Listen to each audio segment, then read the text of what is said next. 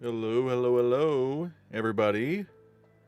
How's everyone doing? Is this working correctly? Just trying to make sure.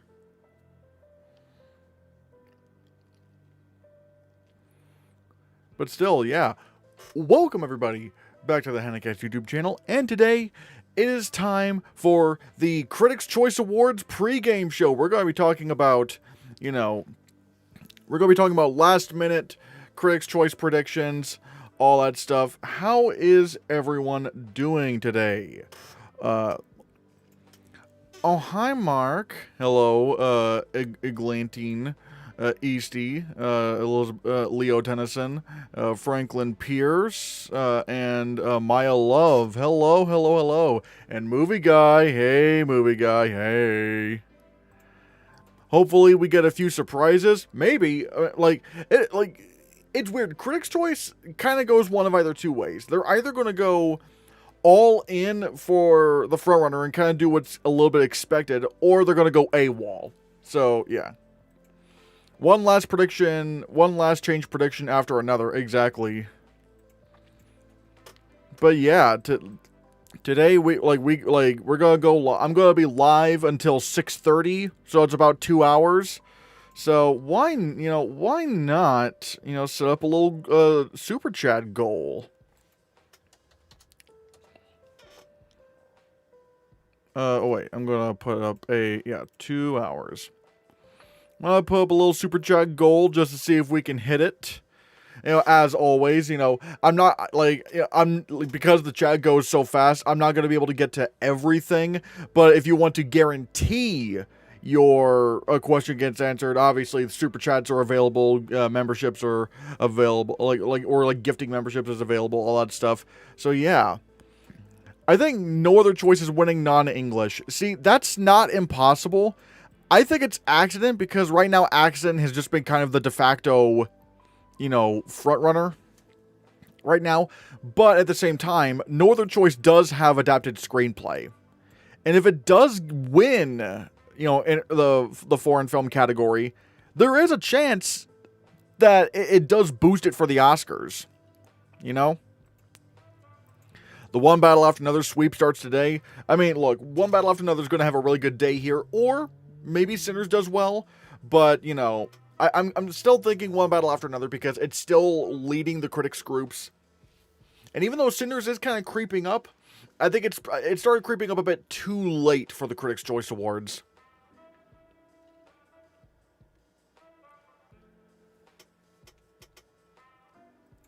I think whatever wins picture here will sweep all season, praying it's Sinners. I don't know. Never get too comfortable. Never get too comfortable with what starts sweeping, because sure, even though Honora won last year, it's like they still went crazy in so many other categories, I think Golden is winning song, unfortunately. It's not even a bad song, but I Lied to You is so much better. I think I Lied to You is winning, but I don't know. Like, Golden is like the song of the year, but at the same time, I Lied to You is just so tied into the movie, so I don't know. Your hair is slicked back, looking handsome. Thanks. I just came out of the shower, although the problem... Well, maybe not just came out of the shower, but somewhat recently came out of the shower. However, the water is still cold, and they still have not fixed that, and I hate that.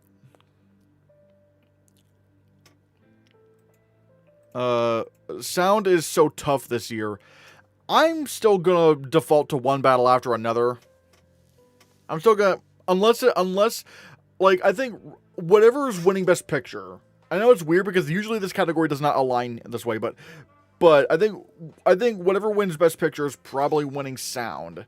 At least if it's going to be between Sinners and One Battle After Another. Because if One Battle After Another starts is winning Best Picture, I think that wins sound, but if Sinners starts winning Best Picture, I think that could win sound. So it's kind of tough. And I think maybe if there was a split of sound categories like how it used to be with sound editing and sound mixing, then I think maybe One Battle After Another would have won Best Sound Editing and Sinners would have won Best Sound Mixing. Oh, and I just answered that question. Teehee. Do you think it's possible that the picture winner is something we aren't expecting? I don't know what else, because really, the critics aren't really, like, the two films that are winning critics awards are One Battle After Another and Sinners. Like, the closest one down is Hamnet, but that has only 3 wins. So it's like, I just don't know. Cillian Murphy, Michelle Yeoh, Mikey Madison all lost Critics' Choice but won the Oscar. I think Timmy wins here, but Leo wins either SAG or BAFTA and takes the Oscar. Mikey only needed BAFTA last year. That is true. Right now, I'm still going to predict Timmy to win the Oscar right now. But look, if he loses SAG or BAFTA, it's over for him. It's over.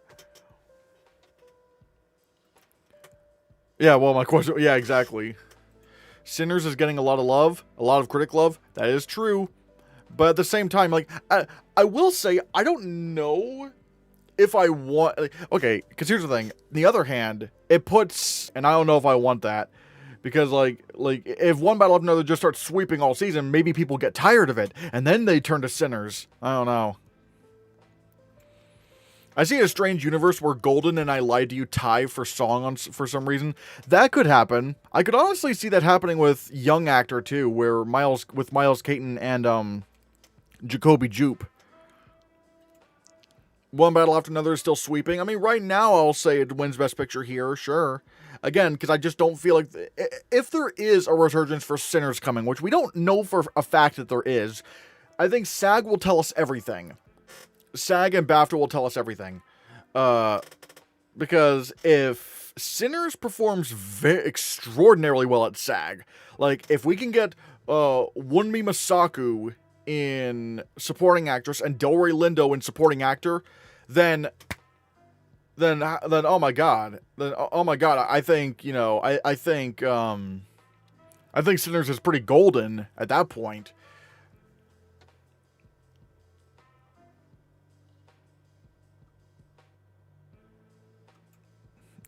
Is it Jacoby or Jacoby? Matt Neglia says the second pronunciation, and you and the Oscar experts say the first. I have no idea. I think the best answer is to look up a video of the kid saying his own name, and then you because like the way I always go to the thing I always say is, if you're confused on how to pronounce someone's name, look up how that person pronounces their name. Because at that point, once you hear it from their mouth, it's like, it's kind of over. It's like, alright, yeah. Happy Critics' Choice Day to you too, Tina for Love. What would you do to your Oscar predictions if Madigan wins here? Would you make a change? At that point, I probably would put Amy Madigan in the nomination for supporting actress. At that point, I would put her in.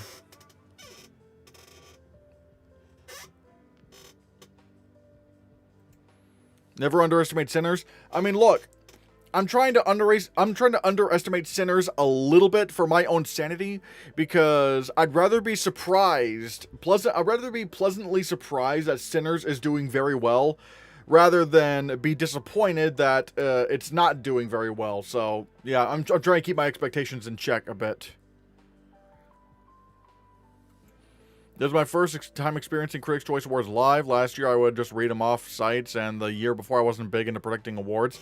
Well, luckily, we're here. I mean, now, granted, I'm not going to be reacting to the Critics' Choice Awards live. I'm not going to be doing that.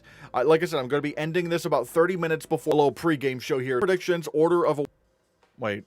Oh, no, Sinners for Ensemble. El Toro, Senstein times... Oh, there's a... Oh.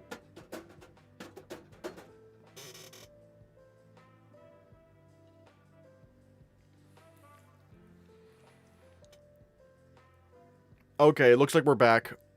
Okay, I'm just gonna try to read. I'm gonna try to read this question again. What category are you most looking forward to tonight?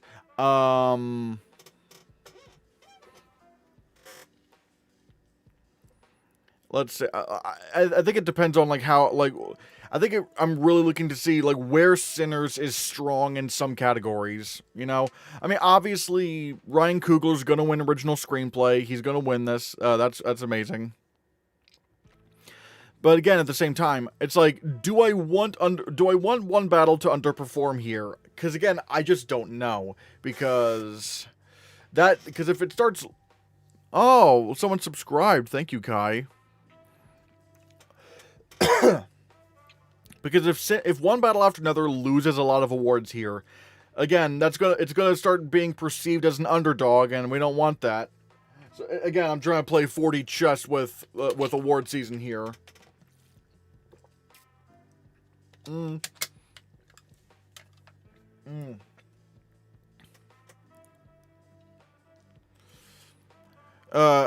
Best actor has me burned in excitement. Oh, supporting actor. Yeah. It's very possible that Avatar loses here because it's underperforming more than Wicked. Maybe F1 wins 2 awards. Here's the thing: if Avatar manages to lose Best Visual Effects, I think honestly the runner-up would be Sinners because it has 17 nominations. And to be fair, and honestly, this would be the one award where if Sinners did win here, I'd be upset because it really does not deserve to win visual effects. And yes, I know they did the twin technology, but every movie with twin technology, like every movie with twins played by the same actor does similar technology. So it's like, But Sinners, like, there is a chance Sinners could take visual effects because it's that strong in Best Picture. If Sinners wins visual effects, it's so winning picture, maybe. Remember when Oppenheimer won visual effects at Critics' Choice? Yeah, I was like, look, again, I love Oppenheimer. It did not deserve best visual effects. Like, that nuke did not even look like a nuke. It looked like a 30-foot gasoline explosion. And that's very different from a nuclear bomb. You know?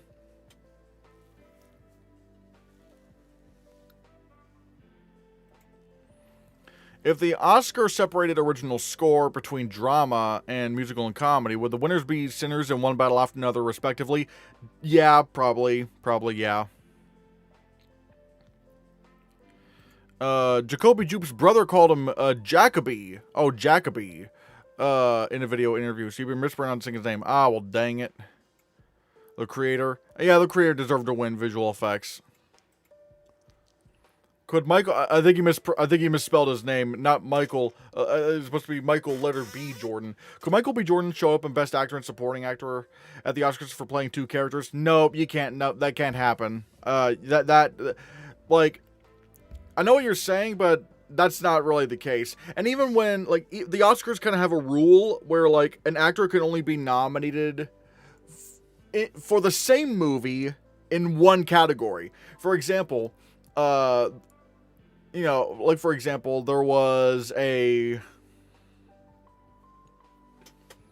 You know, like, for example, I know Kate Winslet, I think she was trying to run for either lead actress or supporting actress for Revolutionary Road, but it didn't work, and she got nominated for the other category. And basically what happens is, like, if you're in the running for the same movie, and you have enough votes to get in both categories, you don't get in both categories. What happens is the performance with more votes gets in, and the other performance and the other category does not get in. It's weird. It's hard to describe, but no, that this can't happen.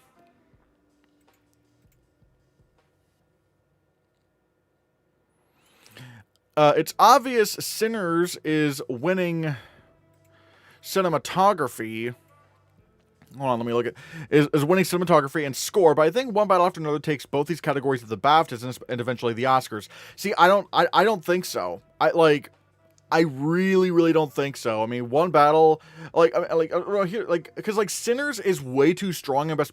Because, sure, you know, Challengers won score here, and so did Nosferatu, but those films were also just not in Best Picture at all. They were not close to Best Picture. Sinners is, like, right now top 2 for Best Picture, and I just don't see a war, like, especially with how well it's doing at the critics groups and with those categories. I don't really see One Battle taking over Sinners in those categories. The visual effects in Sinners are probably for the teeth in vampires or their glowing eyes. Okay, the teeth, I think those are just prosthetic teeth, if I'm not mistaken. And the glowing eyes, it's like, again, it's not really that. Again, any movie can do that. Any movie can have the glowing eyes or all that stuff. It's like, that's not really that impressive.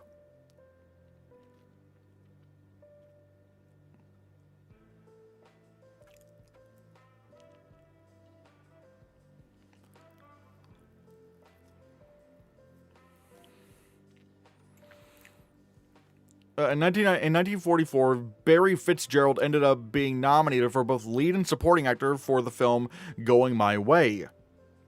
They changed the rules after this incident. He won supporting actor, but lost lead to his co-star. Oh, Bing Crosby. All right. The reason I'm saying this is because One Battle for Another is more of a BAFTAs type of film, in my opinion. But here's the problem. In the tech categories, the BAFTAs still kind of fall in line with what's usually happening. Like, for example, Everything Everywhere All at Once, despite performing really badly with BAFTA wins, you know, it still won film editing. It still won in that category. And if we want to go another step further, you know, look at, you know, The Brutalist. The Brutalist was definitely more of a BAFTA film than Wicked, but Wicked still won production design. So it's like, I don't think it's wise to call, you know, a race at BAFTA or something, or like I don't think it's wise to call something crazy happening at BAFTA like that right at this stage, at least. What if Sentimental Value wins screenplay here? Not gonna lie, that'd be pretty bad for Sinners. I'd be really upset, because I'd be like, oh, what are we doing? No. Guys, subscribe. Yes, guys, everyone, subscribe if you haven't already. How many viewers do we currently have right now? 27. Dang. Can we get to 10 super chats? Let's see if we can get to 10 super chats in this live stream. We have less than 2 hours until the Critics' Choice Awards start, and my goal for this stream is to hit 10 super chats, and maybe some gifted memberships. So yeah. Boa noite. Good evening, everyone. Brazil in the house again. I mean, look, well, I don't think Brazil is, I don't think, you know, like, the secret agent's gonna win anything tonight. But again, the fact that Wagner Moura got in for, you know, for lead actor, as in terms of a nomination, was great. Like, yeah, if you haven't already, give this stream a like. I want you guys to stream... I want you guys to give this stream a like. Yo! Thank you so much, Movie Guy, for the super chat. Who do you predict will give the best speech tonight? Ooh, okay, let me look at some of these or some of the ones I have winning. Alright.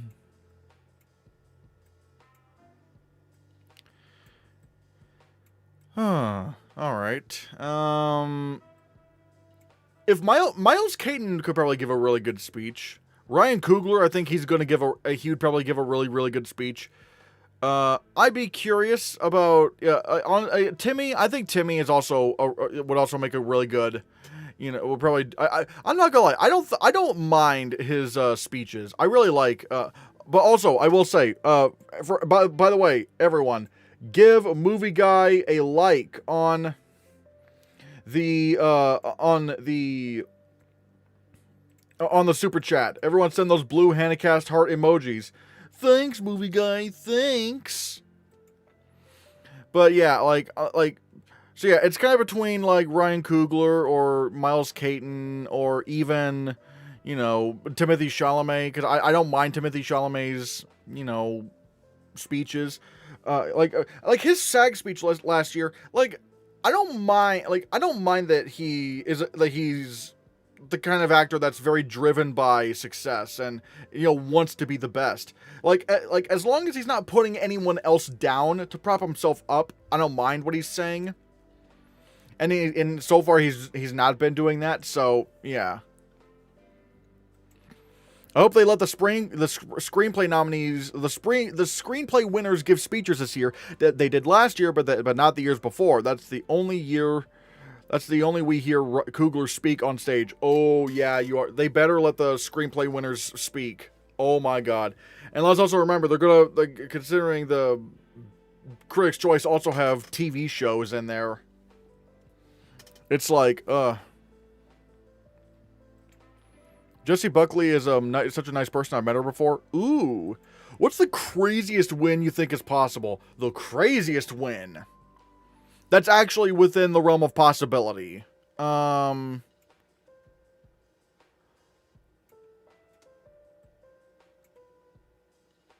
mean, if Michael B. Jordan won lead actor here, I'd be very surprised. Again, yeah, probably... Maybe No Other Choice winning international. That could be a crazy thing. Sinners for costume design. That I could see that, but that would be very, very weird. And again, Sinners winning visual effects. I can definitely see that happening. I could definitely see that happening. So yeah, I think it's probably something like that.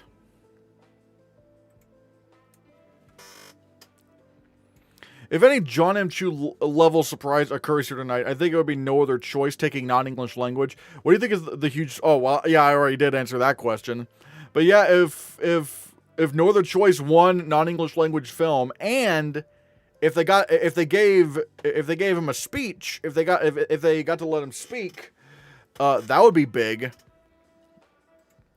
If F1 won sound, stunts, and visual effects, what would you do? I'd be, well... Whoa, I'd be like, hold on a second. Winning visual effects? Okay, that would be crazy. They presented original screenplay in this past award season, so hopefully they do it again, because Coogler deserves to make a speech. I agree. Who is the frontrunner for best score? I would say it's Sinners. Sinners is the one that has been taking the critics' wins by storm. It's very much the lead right now, and I'm glad it is, because it deserves to win. Like, we are headed for Ludwig Göransson's third Oscar win, and potentially fourth if he wins Best Original Song. What win at Critics' Choice could go different at the Golden Globes? Well, definitely screenplay. Because, you know, well, at the Golden Globes, I'm kind of thinking Accident wins screenplay. Now, if something else won, I'd be like, huh. Like, I can't really predict one battle after another to win screenplay at the Golden Globes this year. Like, I just can't. It's just, that'd be way too many awards for it to win. And I think, like, the last two times I think a film won picture, director, and screenplay at the Golden Globes, the last time that was to happen were, you know, La La Land and The Social Network.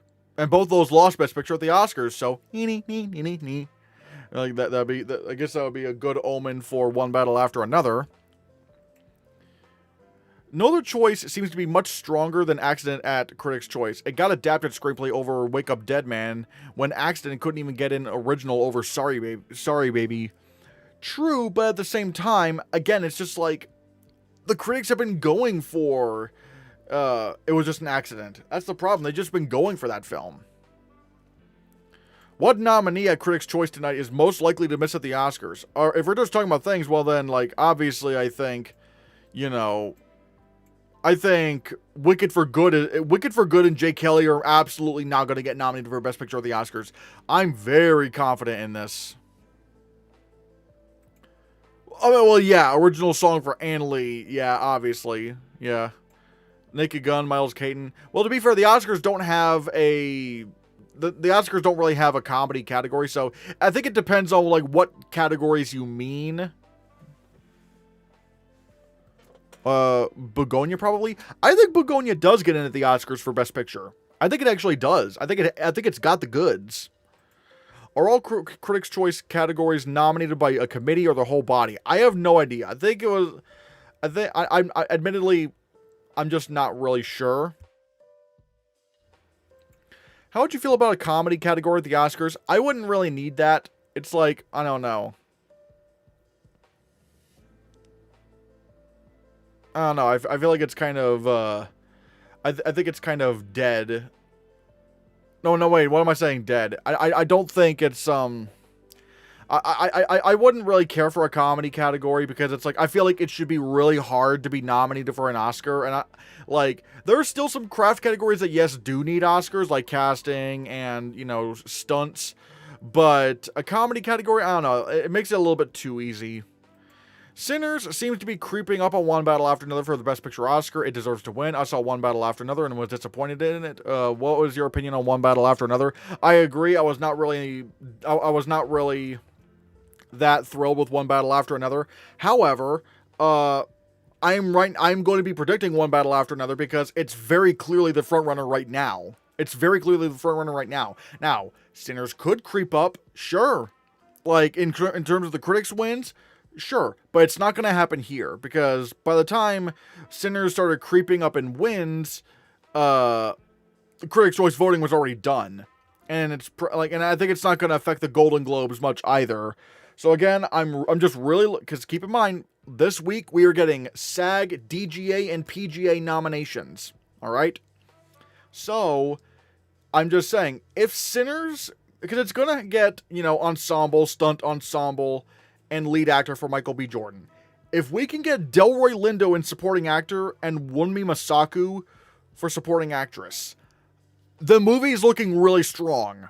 We just needed to perform very, very well with the nominations at SAG, I think. When was the last time the first frontrunner in award season beat the newest?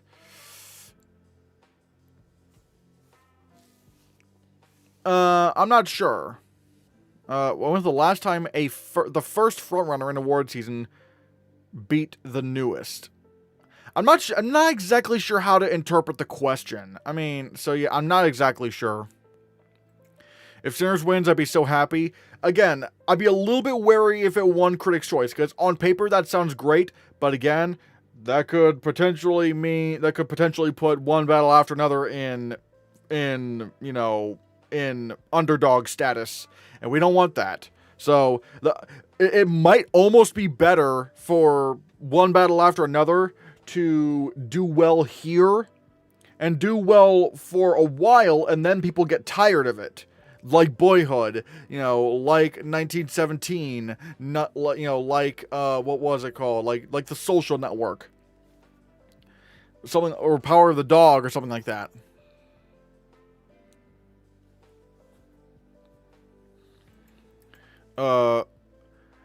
Tina for Love says Masaku deserves the nomination. I agree. Crash maybe over Brokeback Mountain. That's also another good option. Coda and Power of the Dog. Yep. DiCaprio currently has 7 SAG Ensemble nominations, the most, tied with Brad Pitt and Cate Blanchett, but no wins yet. Oh, so he's going to break the record this year. He's probably going to... I disagree with your underdog statement for One Battle After Another. If Sinners wins at Critics' Choice, why would it lose at Golden Globe, PGA, Critics' Choice? No, Golden Globe, PGA, SAG, etc. Well, again, I'm just trying to keep my expectations in check. I'm just trying to keep my expectations in check. If you want One Battle After Another to suffer from frontrunner fatigue and lose, you want it to hold strong enough through Critics' Choice and Golden Globe at least. Maybe. Again, I guess it's one of those things where you have to kind of read the tea leaves to really kind of think about it. I second Masaku deserving the nomination. Here's hoping she gets SAG and BAFTA. And she could get BAFTA because she is British and she's a previous BAFTA nominee. So,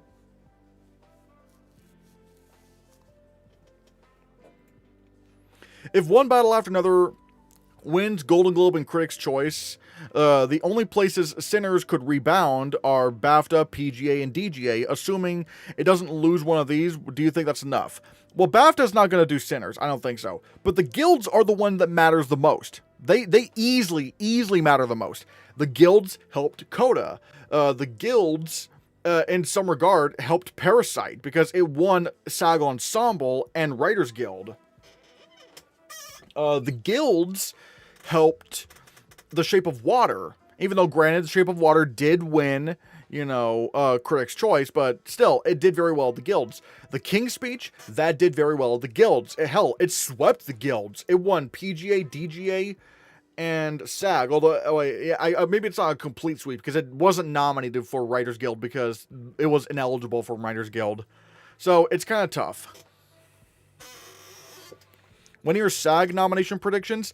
I think Tuesday. I'm going to be uploading it Tuesday because I have, and I can confirm this, we have Ryan Castleman coming up on the show. He's gonna be I actually filmed with him yesterday. Ryan Castleman is going to be. You know what? I'll give you guys I'm not gonna play a clip, but I'll just kind of show you guys, that he is coming onto the show. He is coming onto the show. Hold on. Actually, we got a couple of collabs this week because. Yeah, we got a couple of collabs this week because we got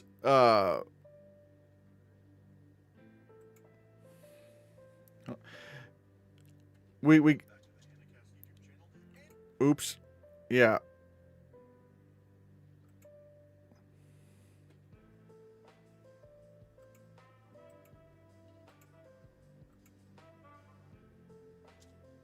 Yeah, hold on. And boink. Hold on. There he is.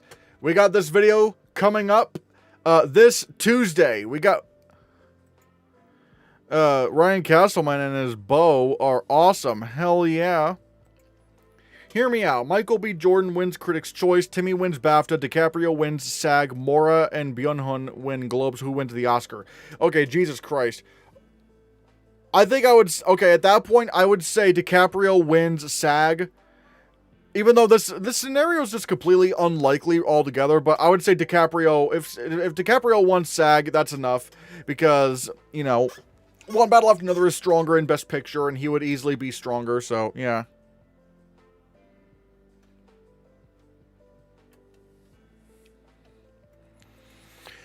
Both Wicked films are PG rated. That's why they performed the way they did against strong competition. In all fairness, these films overperformed, and Grande will be nominated for her second. Okay, here's the problem. Wicked is the absolute definition of underperforming. You cannot say it overperformed at all. No way. Absolutely. And even then, the PG rating doesn't really matter because it's like, if any, because this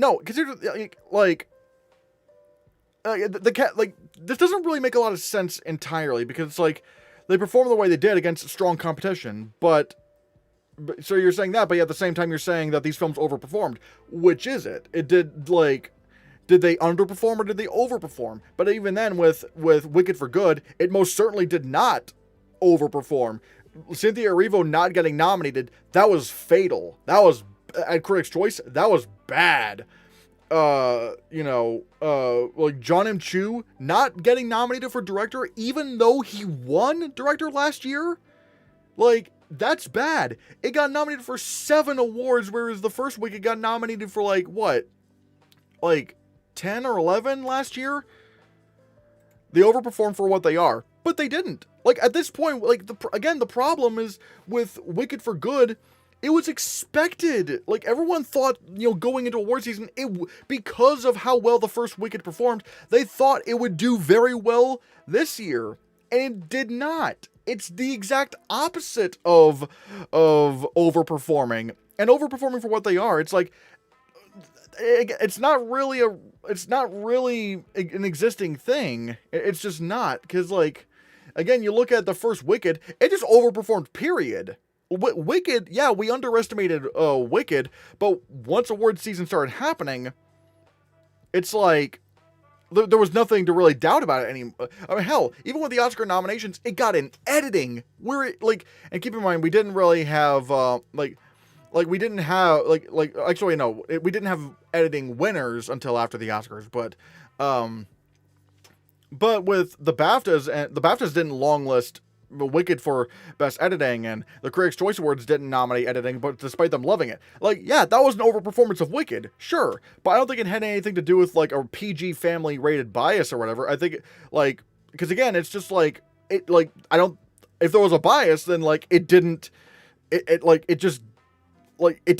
it. It just didn't really affect the film at all. And so with Wicked for Good, it's like, you can't really use the argument of they overperform for what they are, because it's like it did the absolute opposite of overperforming. It's underperforming. You have to admit that. You have to. It's not getting in screenplay anywhere. Ariana Grande's win, like, she has, like last year with the critics groups, like, let's take a look at Ariana Grande even. Like, this year, she has one win. And let's check out last year. All right, let's check out what happened last year with the critics groups and Ariana Grande. Last year, in the entirety, she won 13 critics groups. And this year, she only has one. It's not happening. It's just not happening.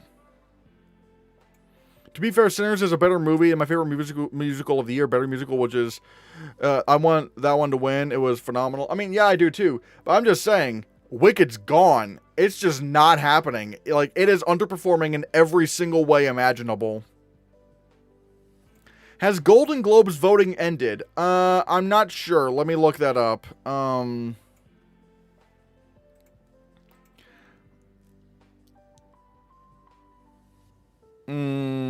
Golden Globes voting. Okay, Golden Globes winner voting ended yesterday.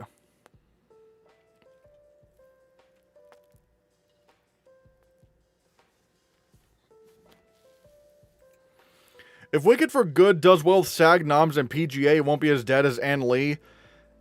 I mean, I don't know what I don't know. Like, here's the problem though, because like, I do think Wicked's going to get a nomination for SAG Ensemble, but typically the Oscars do go 4 to 5 with Best Picture nominees. They typically do go with 4 to 5 Best Picture nominees.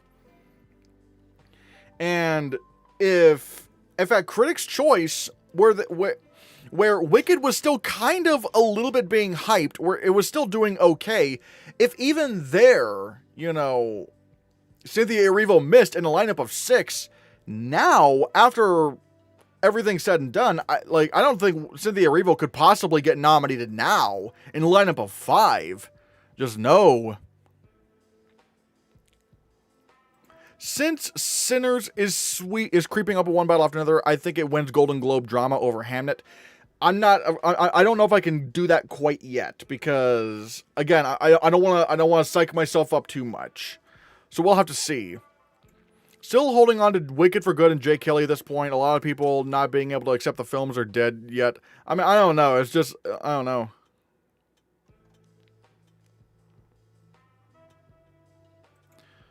I think Benicio del Toro wins Critics' Choice and SAG. Stellan wins Golden Globe, BAFTA, and the Oscar. I don't know. With how much Benicio del Toro is cleaning up, and the fact that One Battle After Another is much stronger in Best Picture than Sentimental Value, I think it's just going to be Benicio del Toro all the way. One Battle After Another sweeping the season. Margarita kicked in. Again, we'll have to see. I think it's going to do fine here at Critics' Choice. I think it's going to do very well at Critics' Choice and Golden Globes. We'll just have to see how the guilds do, but yeah. Oliver is the only film to have won Best Picture with an E for everyone rating. I don't know the term in American, though there is a scene in which a woman. Oh, that's not great. Jake Kelly could be nominated for SAG Ensemble over Wicked. In a way, it makes way more sense. I will say I'm not predicting it for the. I'm not, because here's the thing. A little bit of a hint for what for the Guild predictions video. I'm actually thinking Jay Kelly gets snubbed out of Writers Guild. Again, you'll have to see. You will have to see how it all goes, but Ugh.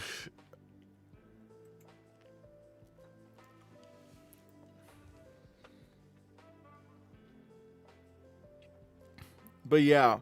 Oh yeah, wait, I just realized. I should probably put this back up here. Yeah.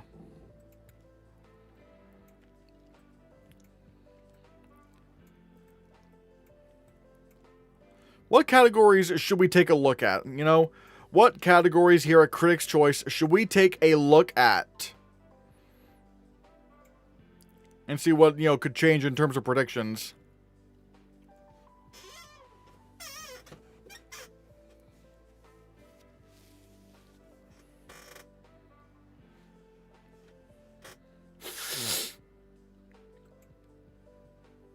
Song? Yeah, we could talk about song a little. Yeah, let's talk about song. Because right now, I actually do have I Lied to You beating Golden from K-Pop Demon Hunters. Because I feel like, yes, Golden is like the song of the year. It is nominated for the Grammy. But at the same time, I Lied to You is also like the scene of the year. It is the scene of the year.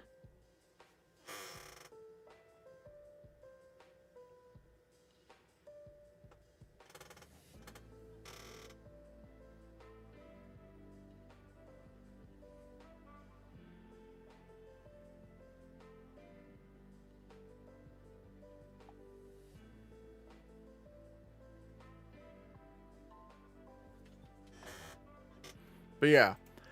Is PTA the biggest lock of the night? What do I think is the biggest lock? Actually, I would say the biggest lock. For director, probably I would say he's up there. Let me kind of look through here.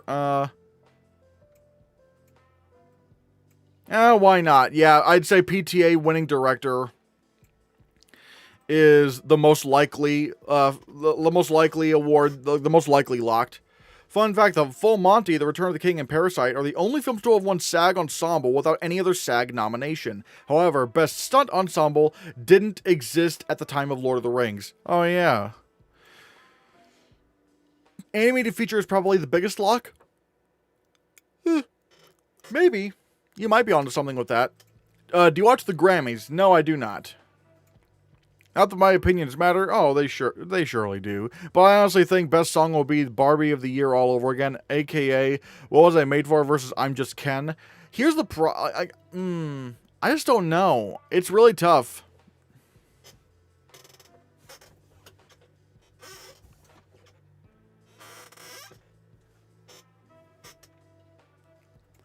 Hair and makeup is going to Frankenstein's another lock. Yeah, I'd say that. Yeah. Hair and makeup is definitely going to go to Frankenstein. Yeah, that makes sense to me. Hi, remember to stay hydrated. I'm watching the live stream from Brazil. Well, hello. And yeah, I have some water right here.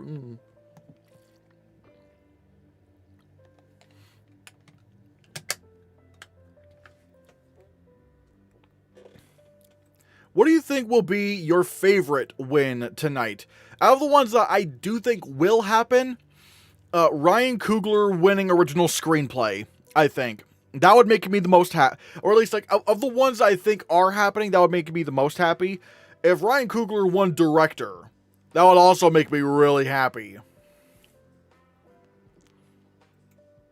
One of the Critics' Choice Awards? Yeah, 7 p.m. Eastern. Yes. Thank you, movie guy. I think adapted screenplay is the biggest lock. Yeah, that is also true. No one's really winning adapted screenplay like One Battle After Another is. Again, I am kind of curious to see how the Oscars are going to go. But right now, I'll say One Battle After Another, yeah.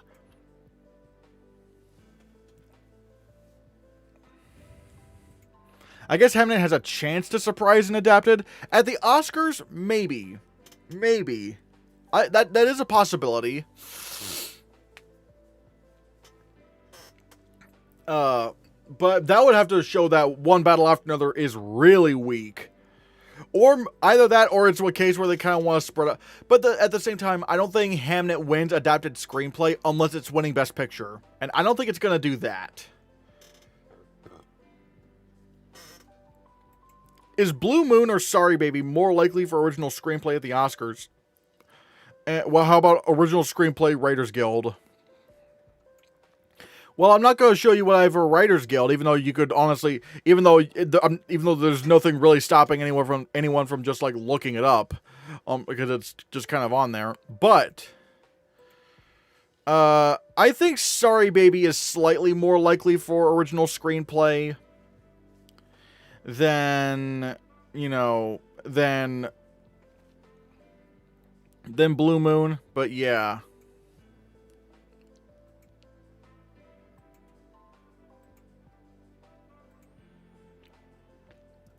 Have you seen First Reformed? Yes, I did. I forget if I liked it or not. I don't know. It's on my Letterboxd, I think.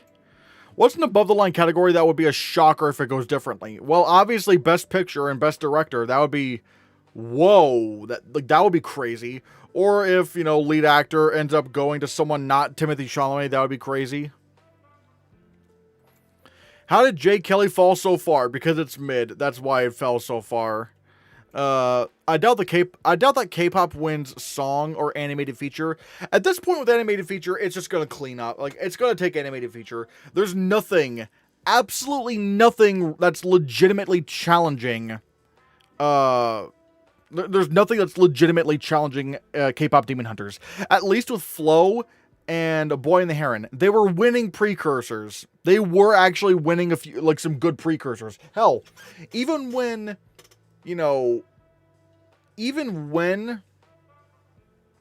voting, like, even when, even in the beginning of award season last year, like, even though, ultimately, Wild Robot ended up winning the most animated feature critic awards, like, initially Flow was ahead. Flow was winning a lot at first. So it's like, right now there's nothing that's really challenging K-pop Demon Hunters. It's just K-pop Demon Hunters all the way.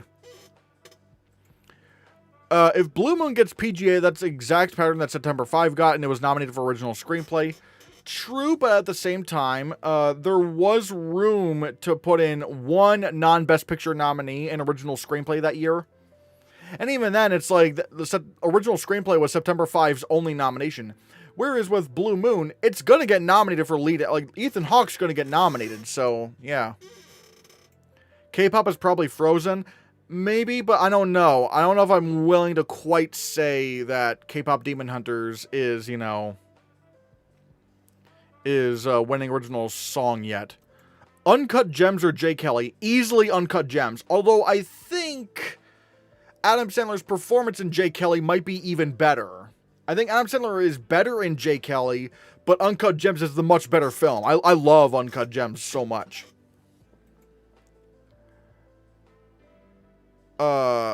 I don't like Golden from K-pop Demon Hunters. I disagree. I love Golden. I would prefer if I Lied to You win, but Golden would not be a bad winner either. Under the line, not above the line. Wait, where are you talking? Wait. I think it would be. I think you mean below the line. It's called Below the Line. What below the line category would be a shocker if it goes differently? Visual effects, even though I'm half expecting it to happen with Sinners winning visual effects, I'd be shocked if it did happen. Or let's say if Superman won visual effects, I guess I'd be very shocked about that. Or God, if, like, let's say Fantastic Four won production design, what? That'd be...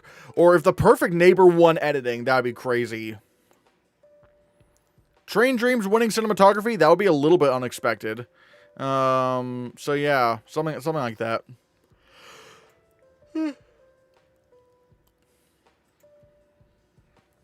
This wouldn't be the first time in which 3 of the 5 original screenplay nominees would be international films. I believe it was 62 or 63 when it happened. Oh. Blue Moon is stronger than September 5. I have no idea. I don't know.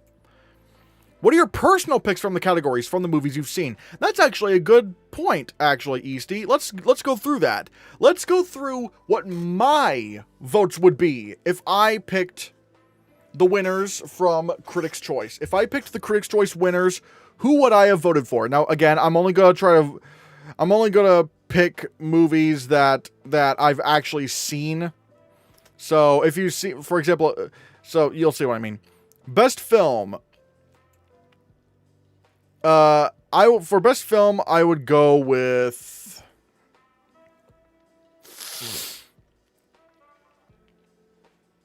Actually, yeah, Sinners. Easily, Sinners would be my pick for best film. Best comedy. To be fair, I've only seen The Naked Gun. I've seen none of these other movies, so I guess Naked Gun by default. Director. I would give this to Sinners. Ryan Coogler. I'd give Sinners Ryan Coogler best director. Ensemble. I'd probably give that to Sinners, or casting an ensemble. I'd give that to Sinners. Lead actress. I can't go for Jessie Buckley. Because I have not seen Hamnet, and I have not seen The Testament of Anne Lee. So it's kind of between these four. Between these four, I'd probably go with Rose Byrne. But again, I don't know. Like, I need to see Hamnet. Lead actor. Okay, this is kind of tough because I've seen One Battle After Another. I've seen Sinners. I've seen Blue Moon, and I've seen Train Dreams. Maybe I'd go with, again, it's kind of tough because I'm not too thrilled with what I've seen from the lead actor category so far. But I guess of these nominees, I would go with Joel Edgerton for Train Dreams, probably. Supporting actress, ooh, this is tough. It's actually kind of tough between Amy Madigan and Wunmi Masaku. It is tough.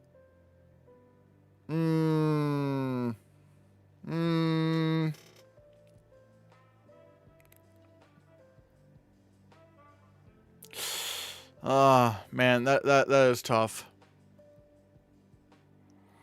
Because, like, the Aunt Gladys character is very, very memorable. Who would I have picked for the win? Because I also really like Wunmi Masaku's performance in Sinners as well. Right now, I'll go Amy Madigan. But again, I could change my mind. That's one that could change. Supporting actor. Okay, so the only one I've not seen is Hamnet, so I can't do Paul Mescal right now. I didn't like Jay Kelly all that much, but Adam Sandler I thought was pretty fantastic in the film. I thought he was pretty amazing. He definitely gave his most layered performance I've ever seen, so I'd probably go for him. Original screenplay. I would go with Sinners. I've not seen Marty Supreme, so I can't say what I think about that, but I would go with Sinners. Adapted screenplay. It's kind of tough. I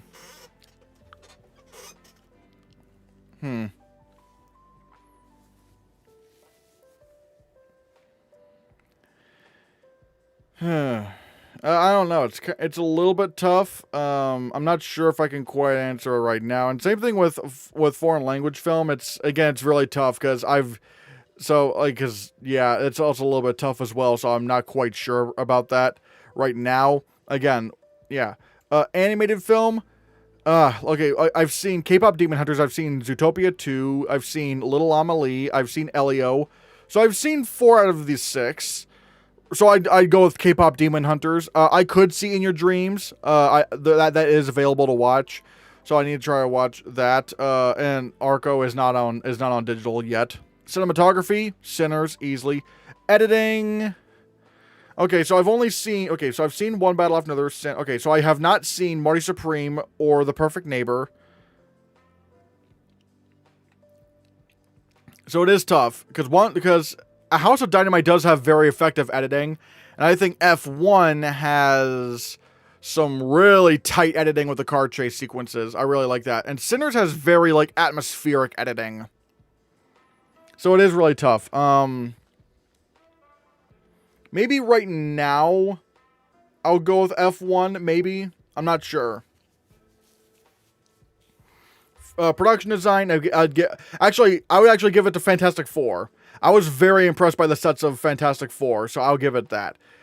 Costume design, I give it to Frankenstein. Hair and makeup, I would actually give to the Smashing Machine. I would give the Smashing Machine best makeup because, like, I was watching, this actors on actors thing with Brendan Fraser and Dwayne Johnson. And Dwayne Johnson talked about how Kazuhiro, the main makeup artist on the film, you know, like had like invented like this new kind of makeup prosthetic material. And there was like 21 pieces or something like that to put on Dwayne Johnson. And these had to be specially made to not only take the heat and sweat of being on set and on the ring and all that stuff, but they had to survive taking a beating, or at the very least be able to be repaired very quickly.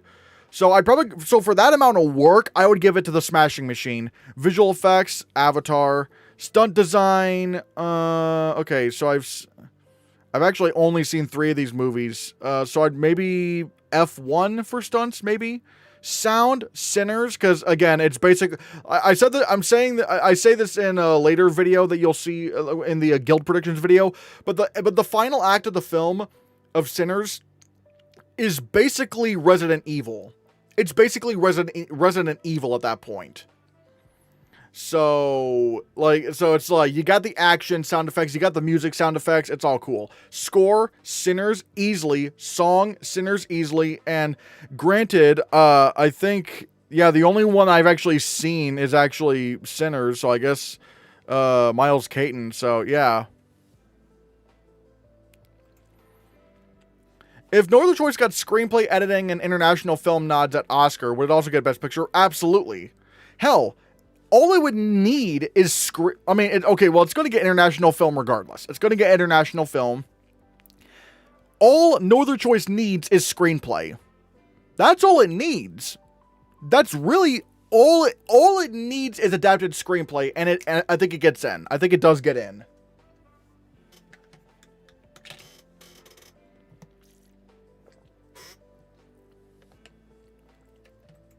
Sinners would win supporting visual effects at VES. I actually don't think so. I think it's going to be The Lost Bus that wins. I think that's what wins. Remember when The Life of Chuck was a contender back in June and now nobody talks about it now? Yeah, that's sad because I actually really like The Life of Chuck. The only film this award season I didn't like so far is Frankenstein. Oh man, I thought Frankenstein was great. I would love an editing win for The Perfect Neighbor. Yeah, I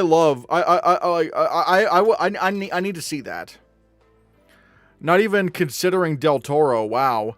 I mean, look, like, I do like Benicio Del Toro in One Battle After Another. I do like him in the film, but Adam Sandler really impressed me in that film. And even then, I'd still put, Jacob Elordi in over Benicio Del Toro, and maybe still in Skarsgård. Maybe, I'm not sure.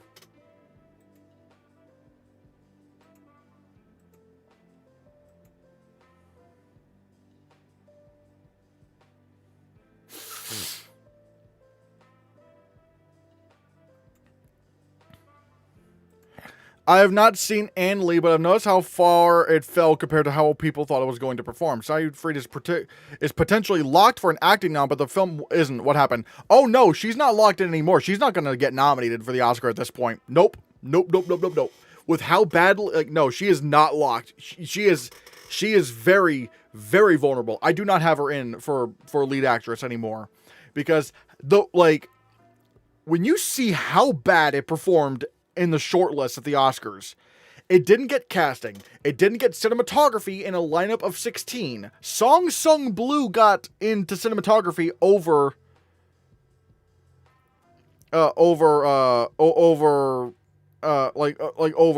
Testament of Anne Lee. No sound, shortlist mention. No score. No, it did not get into original score at the shortlist at the Oscars. Again, Captain America Brave New World got the shortlist mention over Anne Lee. And then Clothed by the Sun, which would have been a perfectly, worthy nominee for original song, they did not shortlist it.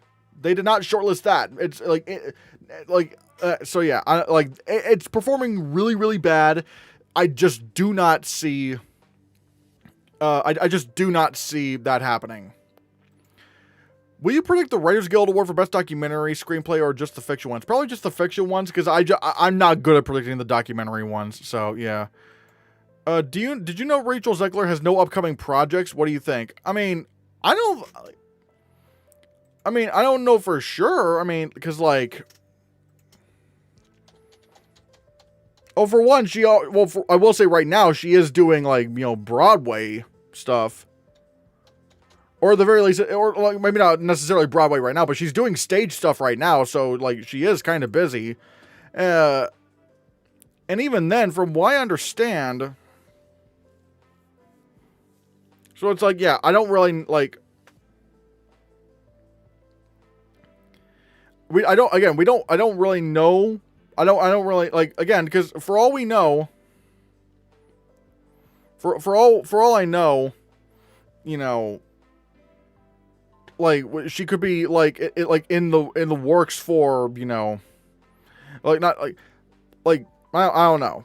I'm trying to think of like how I'm trying to say it's like she could be in for some projects right now and we just don't know. Like for example, I do know that they're doing like a Phantom of the Opera kind of reboot thing, and I'm kind of wondering if they're getting Rachel Zegler for that because it is a very big coincidence that she's currently working with the creator of the stage show Phantom of the Opera, and like she has a good working relationship with him. And she talks about how she would love to play the lead character in that, and that there also just so happens to be a version of that in the works of getting made. So I don't know. I don't know. I think there's something happening there. If Seyfried wins tonight, what would that mean for the rest of award season? Okay, well if Seyfried somehow won, I don't know I would not know what's going on with the Testament of Anne Lee. I don't know where that film is. Rachel Zegler is set to play Gloria Estefan in a biopic. Ooh, that's neat. Yeah, Anne Lee deserved the most shortlist mentions. It's fantastic. I really want to see Anne Lee. I really want to see that film so bad.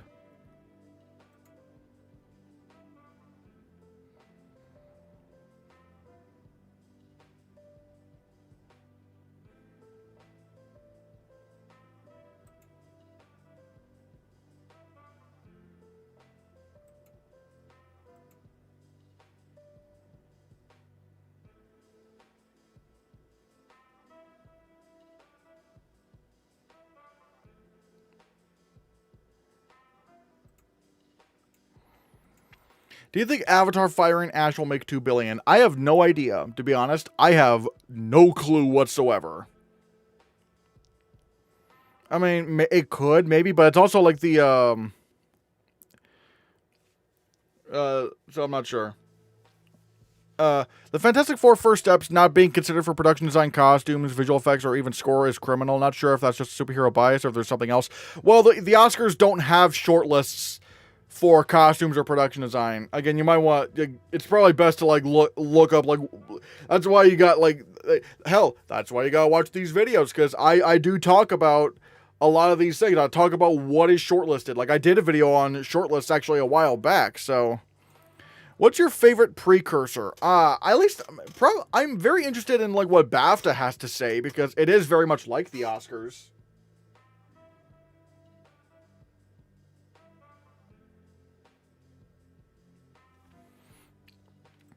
Will you see Toy Story 5? I mean, yeah, I'll probably see it. I mean, it's Toy Story. Admittedly, I am looking forward to the film. I am looking forward to the film because, it is, it like, but yeah, but like, how to describe it? It's like, I know people are not really excited for Toy Story 5, but I do think, but I think all the Toy Story movies so far have been great. I even loved 4. I love Toy Story 4, so yeah. Also, I will say, guys, we are halfway through the stream. We are halfway through the stream. Can we get any more super chats? Even the littlest of the super chats go a long way in supporting the channel. Because currently, we are 1 super chat out of 10. So we have 9 more to go. Yo, Movie Guy, thank you for the gifted memberships. My God. Thank you so much, Movie Guy. John Matt CC got 1. Tyler got 1. Gilbert got 1. Mainline Productions got 1. And Ryan got Skakovs got one. Thank you so much, Movie Guy. Everyone, give Movie Guy all the blue hearts, the blue Hannahcast hearts. Thank you so much. That means a lot. Everyone, if you're a member, and you can get these blue Hannahcast heart emojis like this if you become a member of the channel. Because, let's just take oopsies. Because yeah, if you become a member, you get access to loyalty badges. Like for example, you look at Easty V. You look at Easty. Easty has the pickle beside Easty's name. And that's because Easty has been a channel member for at least a year. So you can get get a little badge by your name if you become a member. You also get access to the Hannahcast emojis like Annie Rude is putting in, or Red Spice. Hello, Red Spice. Great to see you here. Yo, thank you, Annie Rude, for the super chat. Thank you so much. So yeah, and you also get access to members only videos. I've been doing those. Members shoutouts at the end of my videos. Early access to predictions videos. You also get access to members live chats. I try to do those every week. And you get access to the members only Discord server. So yeah, consider becoming a member. It really means a lot. It helps support the channel, and it helps give you guys the content that you yearn for. So yeah. Have you become a believer in Amy Madigan yet? Not quite yet. If she wins Critics' Choice, I may be convinced, but we'll have to see. And yeah, see, there's those Hannahcast emojis. And also, if you can't really do YouTube stuff, I do have a Ko-Fi right here, which I will admit we do kind of need the Ko-Fi support definitely this month. So if you are able to donate anything to the Ko-Fi to help support the channel that way, because that gets to us a lot more directly. Oh my god, thank you so much, Red Spice, for the gifted memberships. Antbot got a membership. Ava Bandy got a membership. ABB or Abby B got a membership. Angry Marty got one. And Ingor Oliveira got a membership. Thank you so much, Red Spice, for the gifted memberships. That is just like that really helps. Thank you so much. Thoughts on the Oscar experts? Or the Oscar experts. Oh, no, the Oscar expert. He's the reason why I'm doing this. He is the reason why I am, why I realized, oh wait, Oscar predicting can be fun and exciting. So yeah, easily, he's the reason for this. Absolutely. Could Amy Madigan be Angela Bassett in Black Panther 2? The problem is, Black Panther 2 was a sequel to a Best Picture nominated film and was already getting a lot of other nominations. Weapons isn't really like that, so it's really tough to say. What happened with Demi Moore is something that could happen with Amy Madigan. I just have a strong feeling, horror bias, mayhaps. What was the most people you ever had watching during a live stream? I'm not exactly sure. Maybe over 100? Wow, we have 38. We have 38 people watching right now. Hey guys, you gotta start chatting, everyone. Join the party. And oh, hello, Green Paradise. Christian is the most fun Oscar pundit in the game. Oh, I'm not that fun. I'm not that fun, but thank you. I would say again the most fun would probably be the Oscar expert, but thank you so much. That does mean a lot. I think their Golden Globe misses killed their Oscar chances. Who? I'm not sure. You gotta get over your fear of asking the Oscar expert to collab with you. That would be a legendary collab. Yeah, I mean, look, I need to get over the fear. I need to get over the fear. I need to ask him. I mean, But yeah, I'll one of these days I'll try to ask.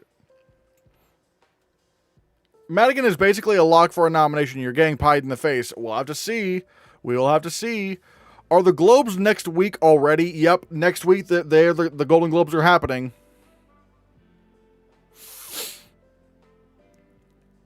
I commented something above it. Scroll up. Where dorm tombs.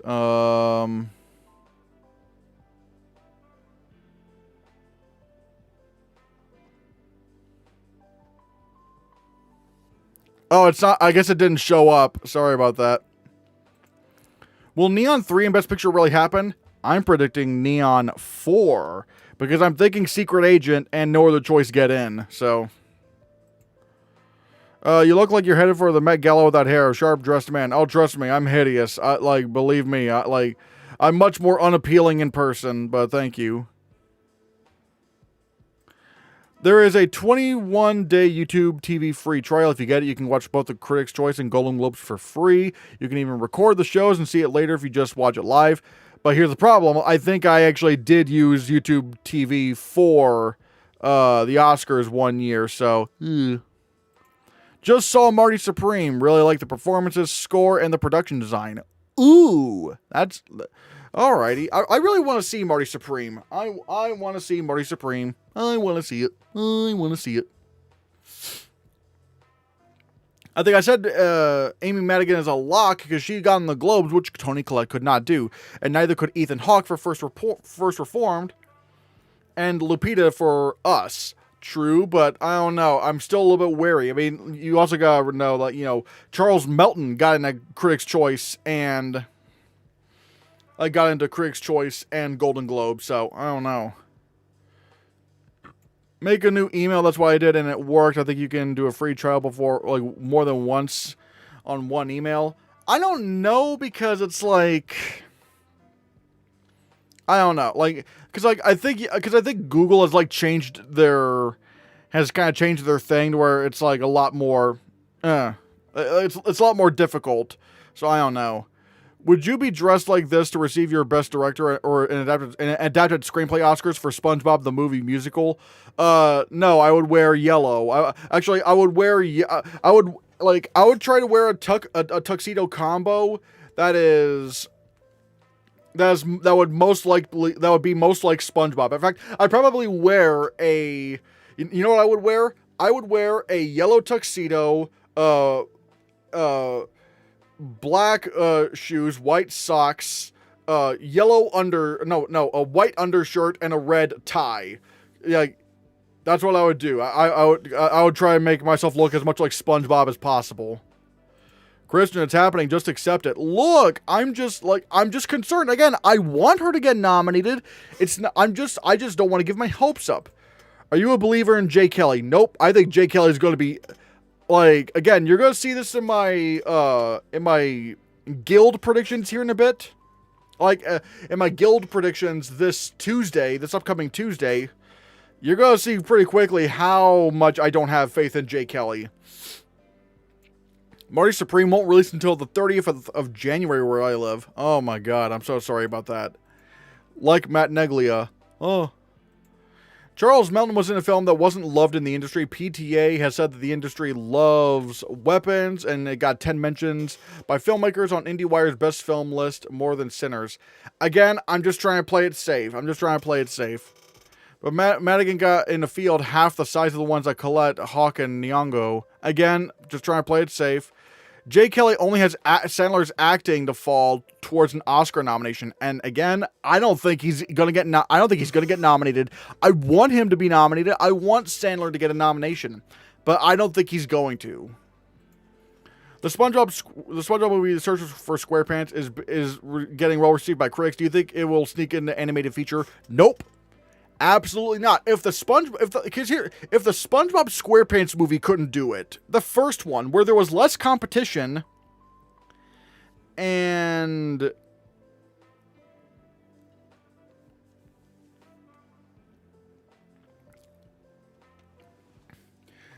because remember the thing is the SpongeBob SquarePants movie, the first one in 2004, that was a film where there was less competition in Best Animated Feature.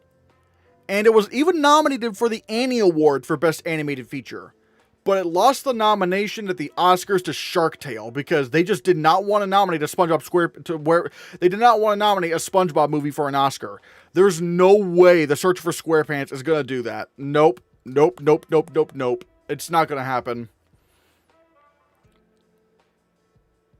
what's the most likely acting win that could happen tonight that could go differently at SAG? Well, honestly, supporting actress, because I don't think there's a world where really Amy Madigan wins the Oscar. Even if she gets nominated, I don't think she's gonna get. I don't think she's gonna win, because the film is just so not in Best Picture. That could happen, but also I could see a world where Timmy wins lead actor here, but if One Battle After Another really wants to do very well, I could see Leo DiCaprio. I could see Leo winning SAG. I could see that. Amy Madigan also plays the most iconic supporting actress of the year, and everyone who's seen it shouted her out. Mikey Madison said Amy Madigan should win the Oscar.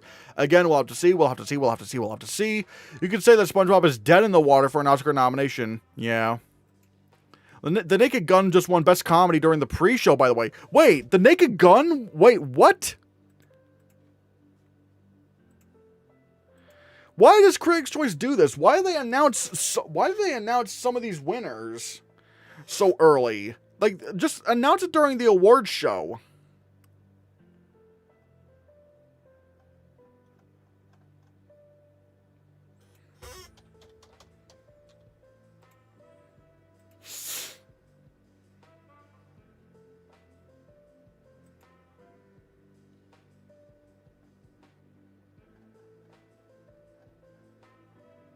Yeah, it's not even showing it on their Twitter. Where is it? Like I saw that. Yeah, like if you look on film updates, they gave apparently they said that it won, but where did it win?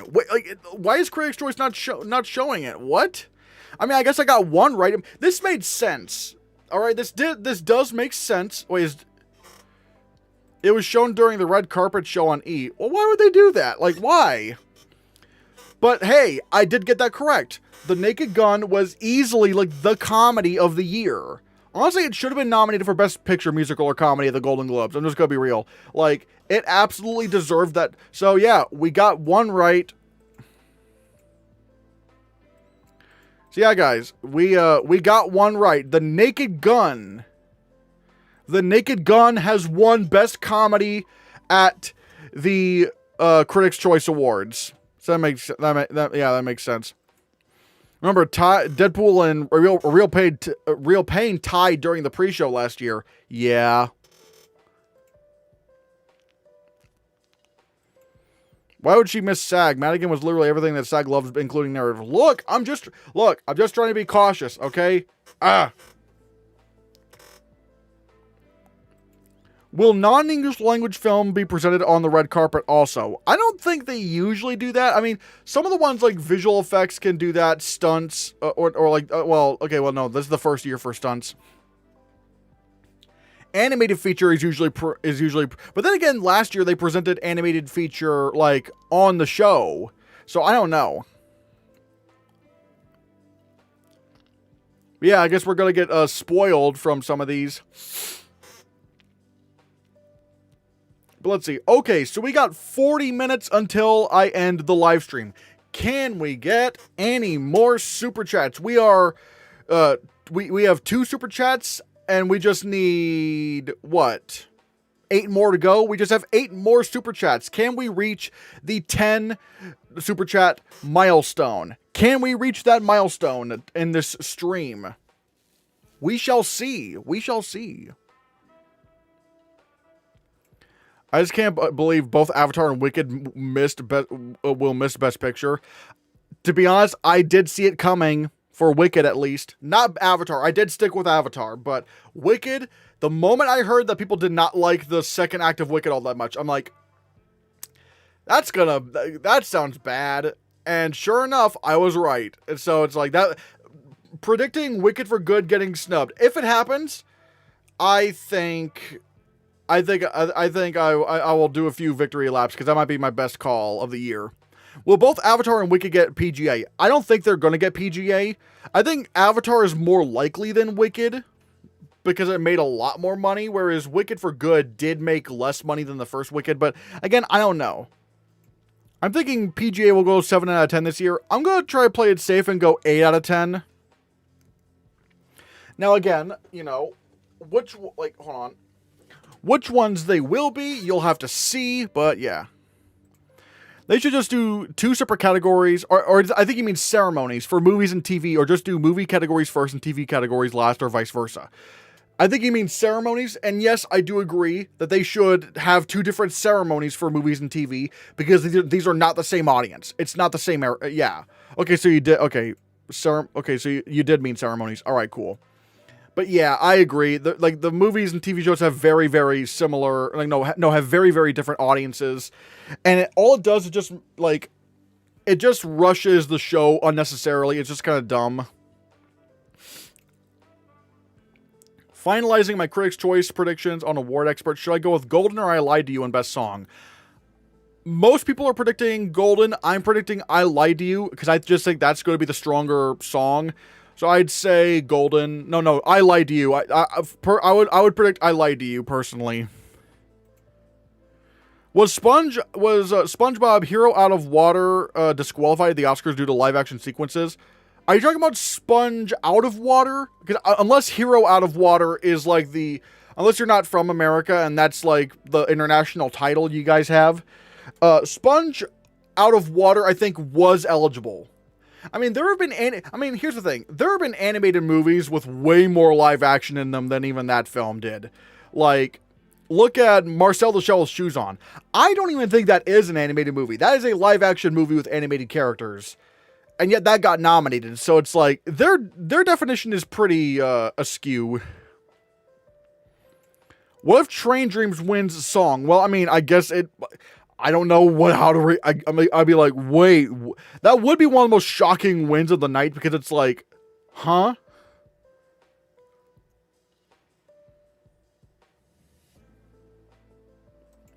Which acting contender needs a win tonight to boost their Oscar chances? Okay. Like, which one could feasibly win tonight to boost their chances? Well, I mean, obviously Amy Madigan winning would be very, very strong. Or hell, literally anyone in supporting actress. If anyone in supporting actress won, this would, it would be, that would help a lot, their chances, whoever won. So yeah, actually. Do you think Wagner Moura and Michael B. Jordan are closer for Golden Globe drama actor in terms of winning than Fernando Torres and any opponent was last year? I don't know. Again, that's a very layered question, so I don't know how to answer that. But I will say, I do think, I do think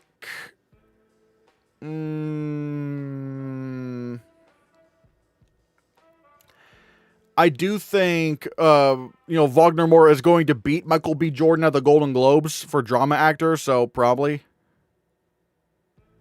Sandler, I mean, yeah, if Sandler won here, that would be a very big deal. That definitely. Why does Critics' Choice separate series between drama and comedy, but doesn't do the same for film? I have no idea. Probably because the Emmys do it, but the Oscars don't. I don't know. So yeah, I'm not exactly sure. What acting categories do you think will sweep to the Oscars? Honestly, the only one I'm 100% confident in very much is Benicio del Toro. I think he's just the easiest one to sweep. Jordan is the most likely actor upset tonight, in my opinion. Leo, no shot here. Oh, don't say there's no shot.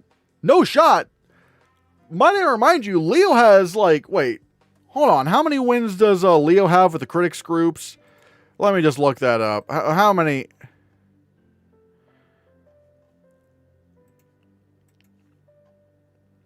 Yeah, Leo has 6 wins. That's quite a bit for the beginning of the season. He can win lead actor here. I don't think he will, but he absolutely has a shot.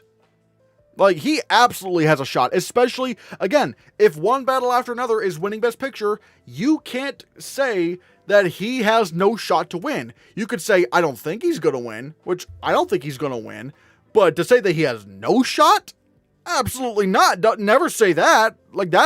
Historically, that's never worked out.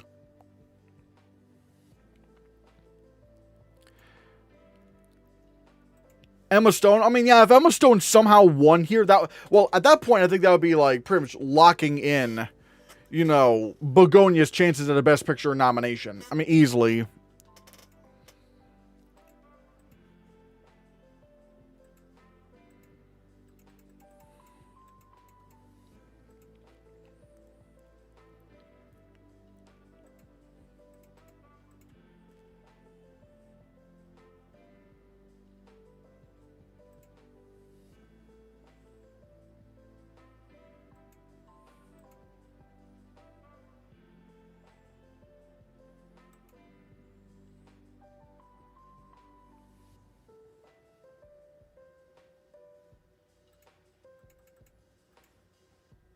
Mm.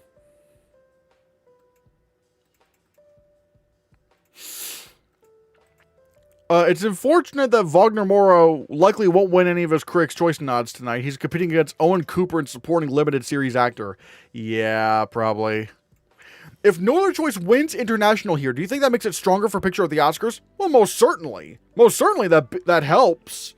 Considering, that like it's already kind of in the bubble for Best Picture. I currently think it is getting nominated for Best Picture, but if it won here, that would just settle it entirely. So yeah. Didn't know Mora had a TV Critics' Choice nom too. For what show? I have no idea. Chat, help out Annie Rude. Help out Annie Rude if you know, or you could just Google it. I'm not sure. My thought is going with the critics are doing. I'm not predicting Michael B. Jordan by 100% think he's number 2, not DiCaprio. Again, never say 100% because again, I would just not say 100%. Just nope. Dope Thief. Thank you, Luca. Thank you so much. I think that Narcos. No, I think it actually was Dope Thief. I think it was Dope Thief. Do they show clips of Critics' Choice? Nope, they don't, which is kind of annoying. But again, they literally combine TV and movie categories, so it's like,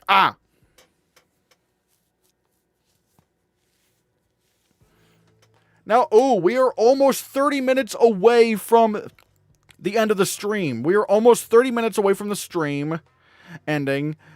So, again, how many super chats can we get by the end of the stream? Let's see how many. Again, we still need about 8 until we reach the goal, but who knows? Let's see.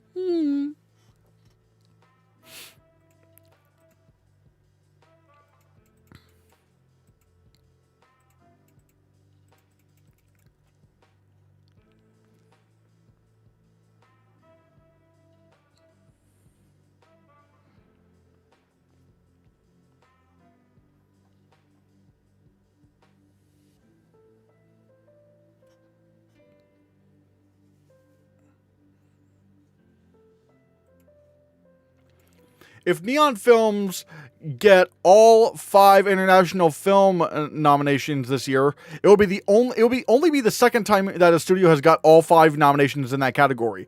And I'm expecting that to happen because, I don't see any reason to doubt. My God, thank you, Movie Guy, for the $5 super chat, or the 5 Canadian dollars. Again, I'm not sure how that compares to American dollars, but still, thank you very much, Movie Guy. Everyone, give Movie Guy give that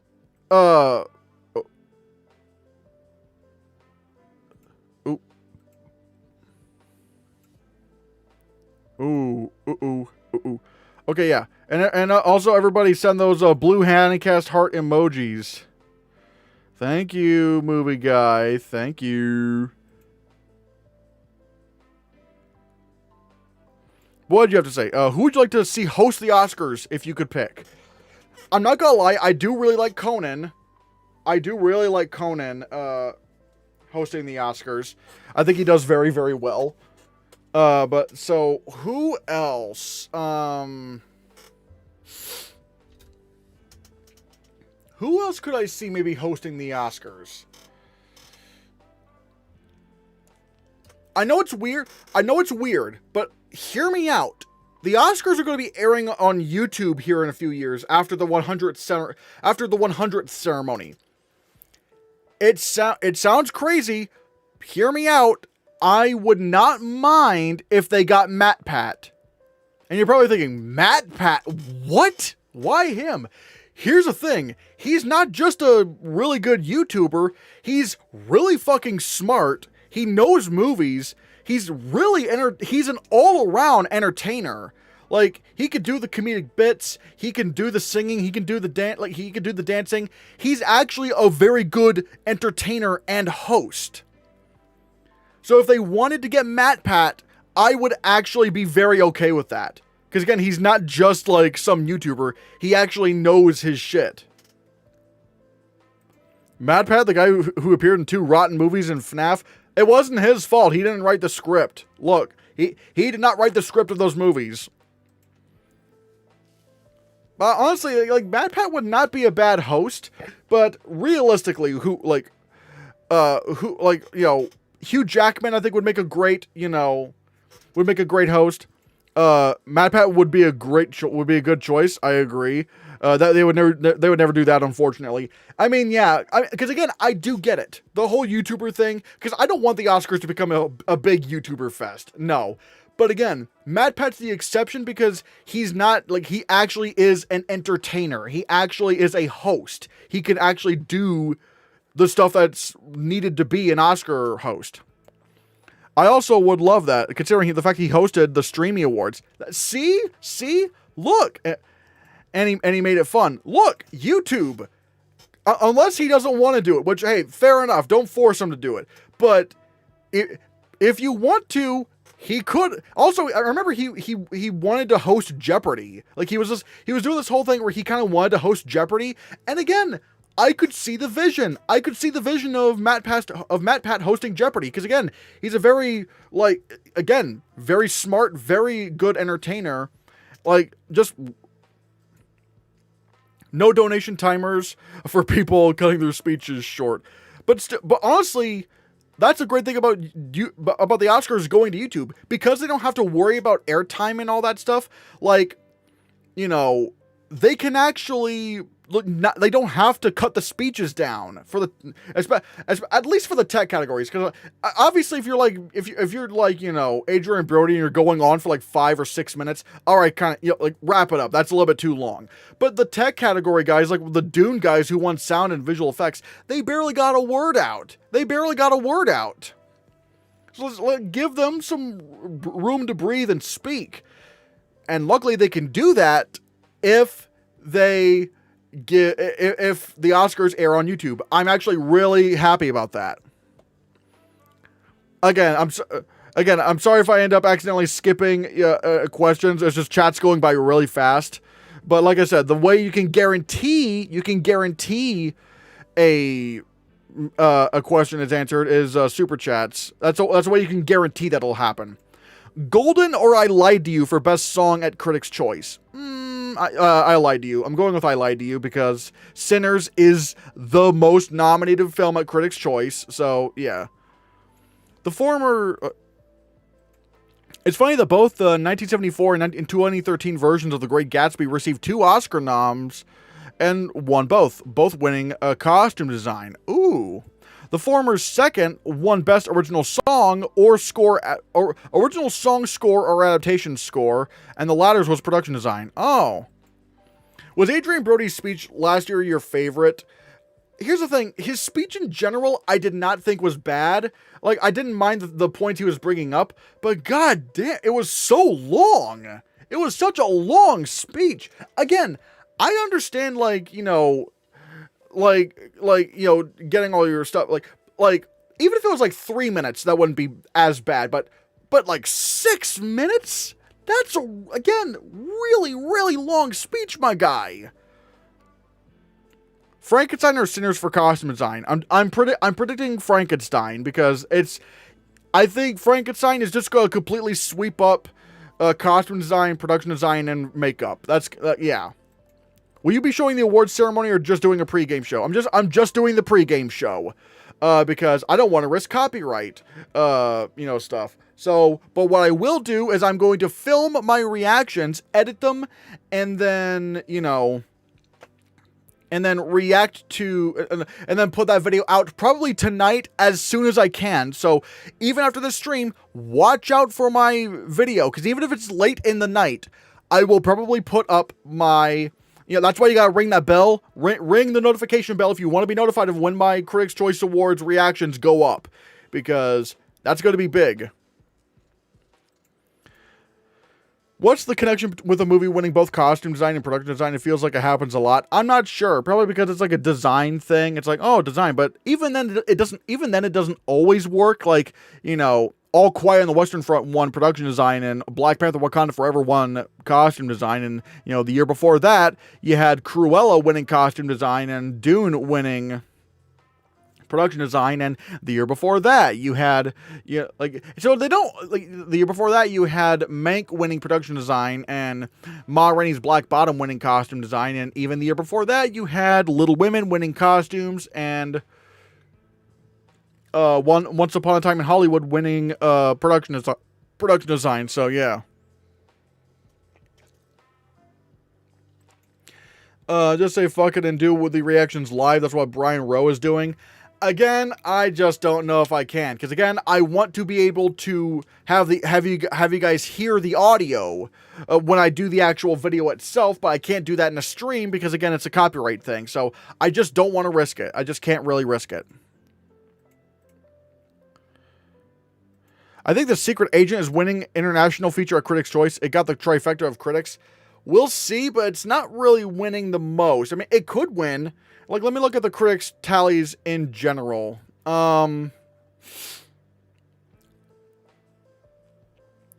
I don't know. Accident has won 14. Sentimental Value has won 12, which Sentimental Value is not nominated at Critics' Choice. No Other Choice has 8, and Secret Agent has 4. So it's very, very split down the middle. It's very, very, very split, but at the same time, Secret Agent, out of these contenders, does have a lower turnout than some of the other ones. So, yeah.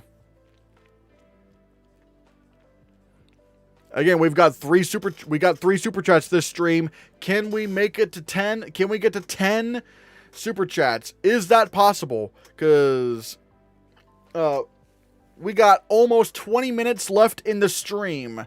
Can we get any more super chats? That's why I'm wondering, how many super chats can we get until we end the stream? Or gifted memberships. Any one of those. Let's see if that can happen.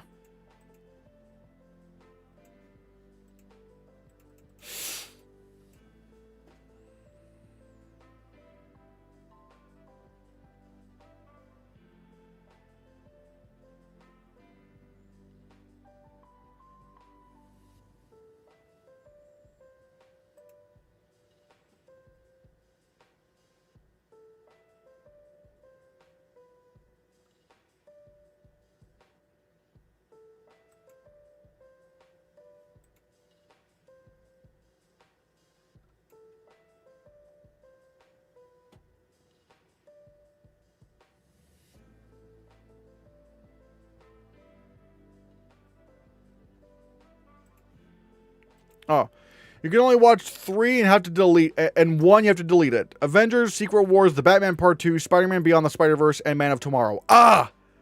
Man, God.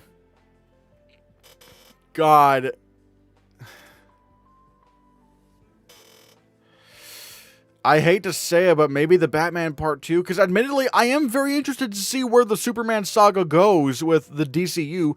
I need to see that Spider-Verse, conclusion, and same thing with Secret Wars. So even though I'm really excited for the Batman Part 2, maybe the Batman Part 2, I don't know. Macho Man. You can only delete 1. I did. What are your thoughts on the Legend of Aang movie going straight to streaming instead of theaters? Yeah, that's not great. It doesn't give me a lot of confidence in the film, but yeah. Do you think Brand New Day gets visual effects next year? I have no idea, because here's the thing. No Way Home did get in for visual effects, but however, it was also a big kind of multiverse movie. It was doing more like big visual effects stuff than the other 2 movies. And also, to be fair, I think part of it of what got in was like the Doctor Strange effects in the beginning. Like the Doctor Strange fight, I think, is what got it the visual effects nomination.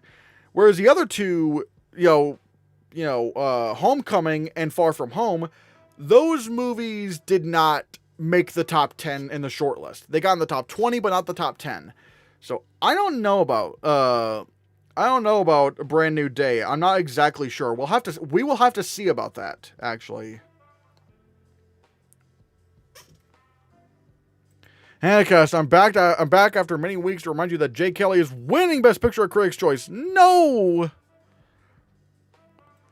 I could see The Odyssey winning visual effects next year. I don't think so at all. Actually, who do I have in for visual effects? Oops. Oh, wait. Hold on.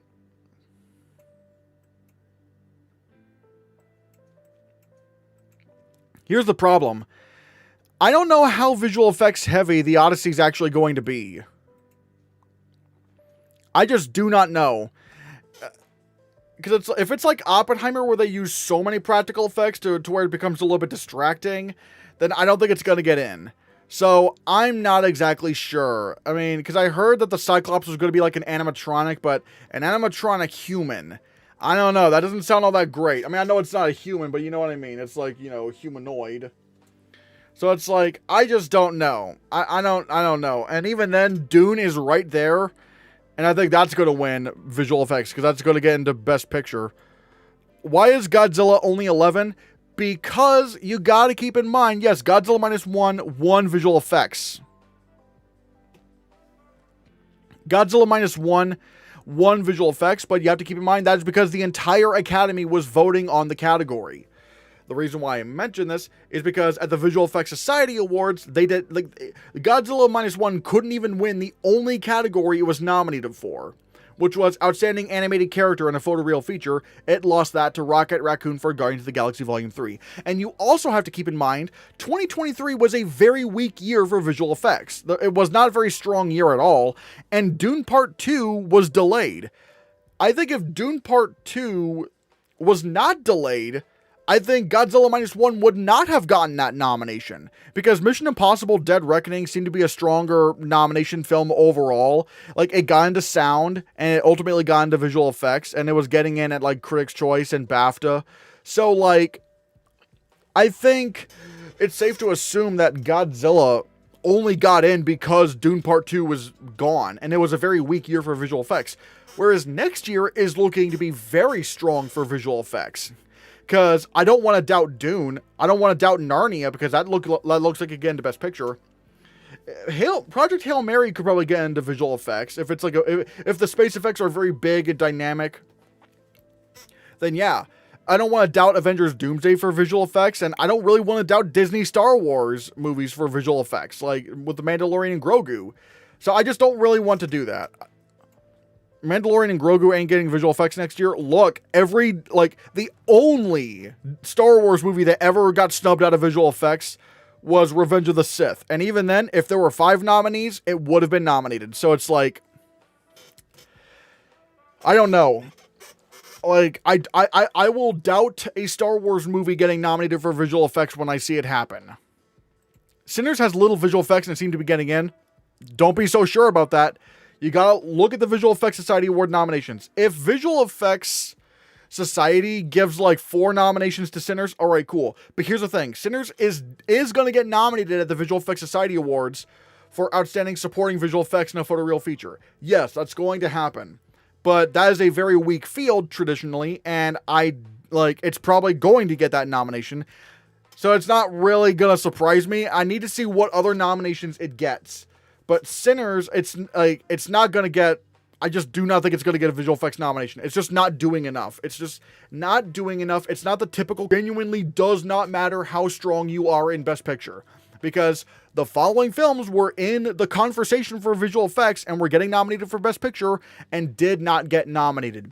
The Substance, Oppenheimer, Poor Things, Everything Everywhere All at Once, Mank, what was it? Even Ford v Ferrari was somewhat in the conversation. Black Panther, Arrival, all these movies were Best Picture films that were in the conversation for visual. Oh, and also Dunkirk and The Shape of Water. All these films were in the running for visual effects, and they did not get in. Being in Best Picture does not save you. It does not.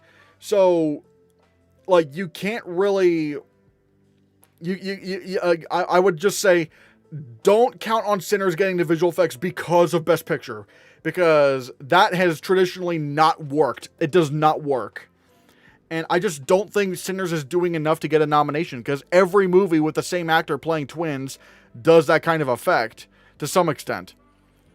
Frankenstein, do you have in supporting visual effects from the principal category? See, that's an interesting question. I think supporting visual effects, but if it got into the main category, I would take that seriously, because then that would say, oh wait, they are taking it seriously as a big visual effects movie. If it got into that category, then yes, I would predict it for the Oscar. I would. If Oppenheimer didn't win Best Picture, I could see the Odyssey being the front. If Oppenheimer didn't win Best Picture, I could see the Odyssey being the front running to win Best Picture. Maybe. I'm not sure. Yeah, but I think it's just going to get a nomination. But Godzilla Minus Zero is probably going to have more visual effects and better, because with the success of Minus One, the budget's going to be bigger. Again, we will have to see. But again, Godzilla Minus One only got nominated because the category was extremely weak that year. Next year is not looking to be weak. It's just not looking to be weak at all. So I would just not really. I'm not gonna I just would not predict Godzilla Minus Zero right now. Just not, and because also keep in mind, Godzilla Minus One was also the only Godzilla movie to ever be nominated for visual effects. Like, we can't just forget about that. Like, it's just, they've just not nominated a Godzilla movie before. This was the first one. So it's pretty clear the visual effects branch overall is just not very impressed with Godzilla effects that much. It just so happens that, Godzilla Minus One managed to squeak in the number 5 slot in a weak year where Dune was even delayed, and managed to win because it was the most critically acclaimed film in the category. That's why I'm doubting Godzilla Minus Zero. Hi, from Brazil. Are you predicting Secret Agent in Best Picture at the Oscars? If Mora wins actor at SAG, I believe the film will get in. The last time this didn't happen was about Schmidt in 2002. No, I do think Wagner Moura is going to win the Golden Globe for Best Actor, and I do actually have the Secret Agent in Best Picture. I actually did some Oscar predictions earlier, like the December Oscar predictions. You can check those out. That happened after the Golden Globes nominations, after the Critics' Choice nominations, and after the shortlists. And I'm very, very convinced right now that the Secret Agent's going to get into visual effects right now. Godzilla Minus One was Best Picture worthy. I mean, yeah, I would have nominated Godzilla Minus One for Best Picture. I thought it was fantastic. It's not the American adaptation of Godzilla. It's not the same. But again, even the other Japanese Godzilla movies did not happen in visual effects. Not even the original Godzilla. Like, Godzilla Minus One was straight up the only Godzilla movie to ever be nominated for visual effects. The first and only one so far. Have you seen Marty Supreme? No, I have not. I have not seen that. Goat over Hoppers and animated? What? Oh. I think the thing is, I don't really want to doubt Sony Pictures Animation right now, because they have a really good track record. Sony Pictures Animation has a very, very good track record. And not only that, but like their movies are typically marketed terribly that end up being really, really good. So I think GOAT could actually pull it off. But yeah. I'm going to go back to the Critics' Choice Awards.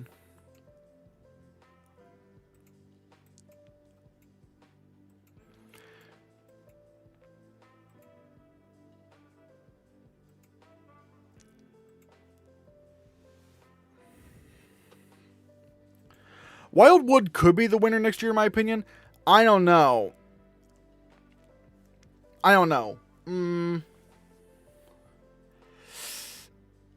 I mean, it could, but at the same time, I don't really want to doubt Toy Story. You know what I mean? I mean, Toy Story either could or might not. I'm not sure.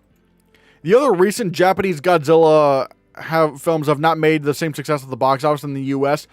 I mean, and look, I'm not sure how well Godzilla Minus Zero is going to do, because at the same time, Godzilla Minus One was considered really surprising for how good it was.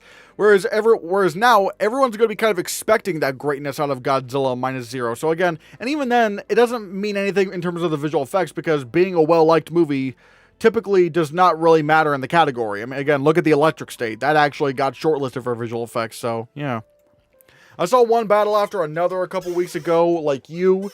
I wasn't a big fan of it either. Yeah. I'm hoping we get a Sinners sweep later on in award season. I really hope we do.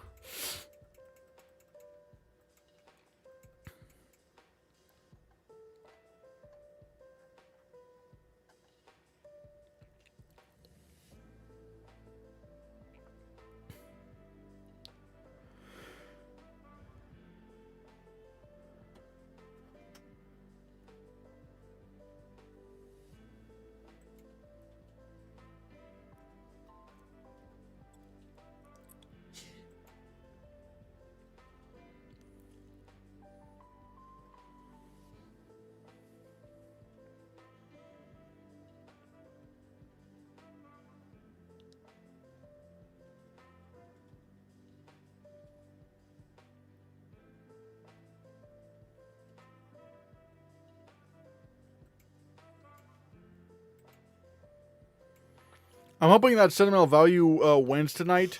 It's probably not going to, but yeah. Could one battle after another make it into supporting visual effects? I don't know what visual effects that film could possibly have that would get nominated for that. Like, I genuinely do not. That would be crazy if that happened. I live in France, so some Oscars movies in 2020 have 2026 release dates here, like Hamnet and Marty Supreme, for example. Oh, okay, yeah, yeah, yeah. It is kind of weird how they don't really make sure the movies are released that early, or at least in time or whatnot. But yeah, guys, we have less than 10 minutes to go. Can we get any more super chats or gifted memberships? Can we hit another? Like, can we get a little bit closer before we close off the stream today? Can we do that? Fun fact, Michael Keaton has the record for the most SAG Ensemble wins with 3, Birdman, Spotlight, and Trial of the Chicago 7. Very understandable. I mean, yeah. I think I really love Trial of the Chicago 7, I'm not gonna lie. Like, I really love, like Trial of the Chicago 7 is one of those films that has really aged well for me. Just really, really aged well.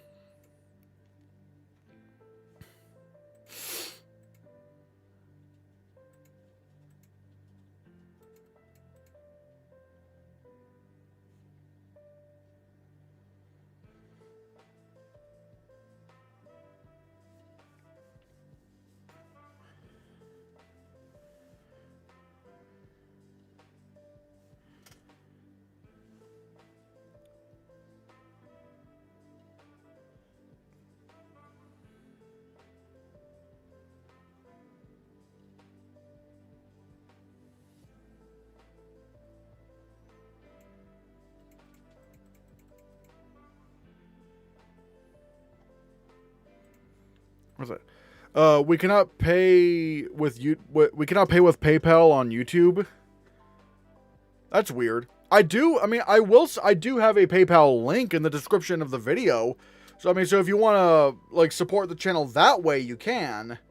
But it's weird. Like, is that true? Because it hasn't really been an issue for me when it comes to PayPal. When it comes to PayPal YouTube stuff. So, like I said, there is a PayPal link in the description below, or there is Ko-Fi. You can go to ko-fi.com/ChristianHannah. It's this right here. All you have to do is just go, it's just ko-fi.com/ChristianHannah. And if you wanted to give that way, you certainly can, and that definitely helps out the channel. Again, anything helps, because I'm kind of leaning on the YouTube channel a little bit this month to see if things can go well. It's mainly on the Ko-Fi, because that's going to help us next month. So, yeah. Oh, PayPal shows as an option? Yeah, I assumed. Maybe it's not maybe it's like a regional thing. I'm not exactly sure, but yeah. And don't forget Keaton's 4th win for playing as Man in Man. That is true. Him playing Man.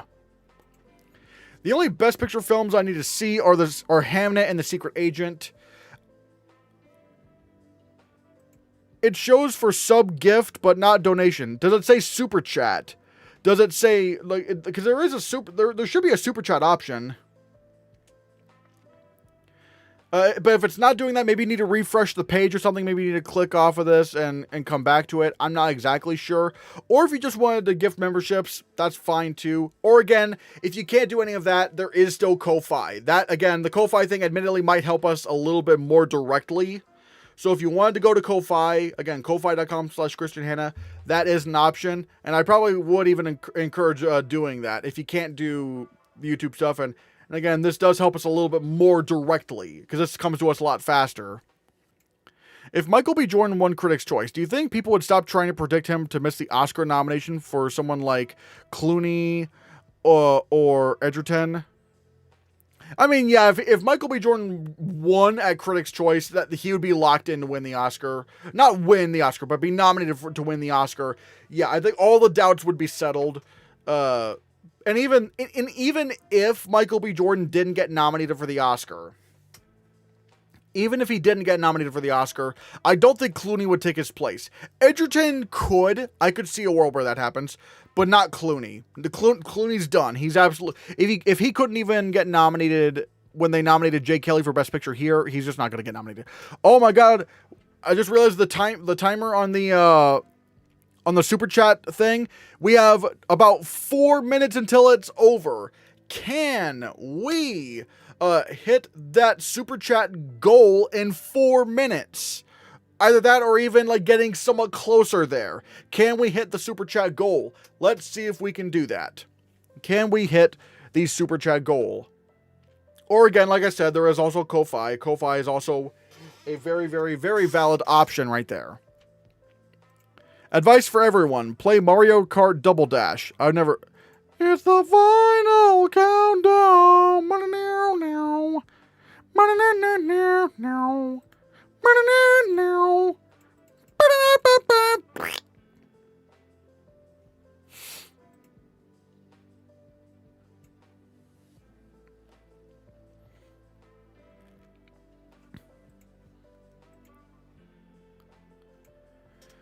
Oh my God, we got less than 3.5 minutes. Can we, wait, Mario Kart Double Dash is the best Mario Kart game. Oh my God.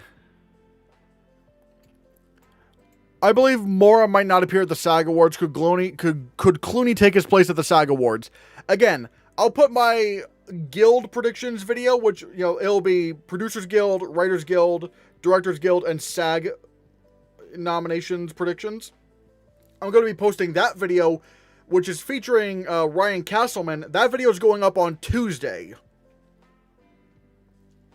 So watch out for that. But I will say, I don't think Mora's getting in, but I also really don't think Clooney's getting in. I just do not think he's happening.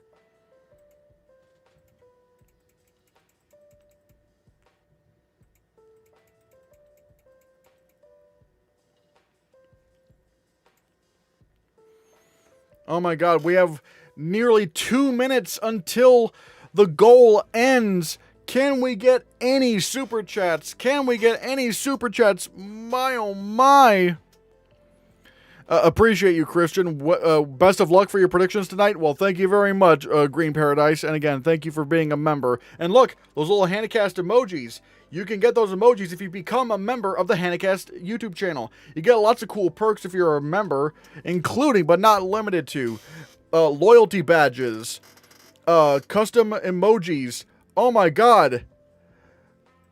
Balt, thank you for the gifted membership to Kid Lorenz. Thank you so much for gifting that membership.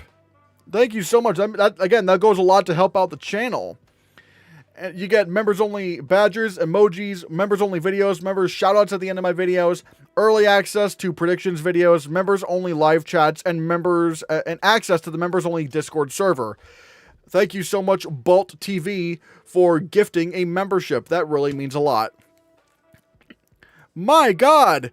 Thank you, Movie Guy, for the Canadian $20 super chat. Enjoy the show tonight, everyone. Well, I hope you enjoy that tonight too, Movie Guy. Thank you so much. Oh my God. Everyone, if you're a member of the Hannahcast YouTube, if you're a Hannahcast channel member, send in those blue Hannahcast heart emojis. Send those blue Hannahcast hearts to Movie Guy's way. Thank you so much, Movie Guy, for your support of the channel. My God. Again, I really like doing these streams. I want to see if maybe I should consider more than one stream a week. Maybe I should try right now, keep it to one stream a week. At least one public stream and one members only stream, maybe. We'll have to see. We got 10 seconds until the goal ends. Has the awards order been leaked? I'm not sure. I'm not sure about that. But still, everyone, I gotta say, I'm gonna get ready to head off because does anybody have any final thoughts before we head out? Because again, I gotta get ready to react to the Critics' Choice Awards. So it's gonna be big. It's gonna be great. It's gonna be great. It's gonna be great. But yeah, everyone. Any final thoughts before we head out? Any final predictions? All that good stuff. Again, I think the best thing I can realistically hope for, or at least saying that would really help. I hope Ryan Coogler's gonna win original screenplay for Sinners. I hope he gets airtime to speak and give his acceptance speech. Give him his acceptance speech. Question: do you think that Weapons will pull an upset? In what category specifically? Because it's only nominated for supporting actress and original screenplay and makeup. So everyone's kind of expecting Amy Madigan, but I don't think it's going to win original screenplay, and I don't think it's going to win makeup. I don't see that happening.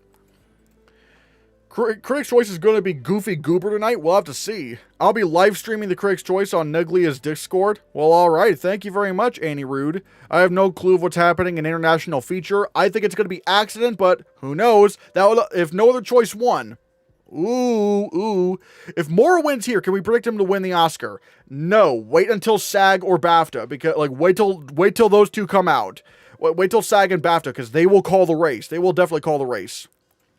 Original screenplay or makeup? Yeah, I don't think Weapons is going to win those. Sinners is pretty locked up for original screenplay here, and I think makeup is pretty locked in for Frankenstein here, so I don't know. If K-Pop Demon Hunters wins the Critics' Choice and Golden Globes, it will win the Oscars for sure. For animated feature, yup. I'm panicking, bro. I don't know what to do. Breathe! Just breathe, Ujo! If Sinners wins Best Picture, that would be so fun. Yes. But again, I'd be worried a little bit that one battle after another could be seen as an underdog. But we'll see. We will see.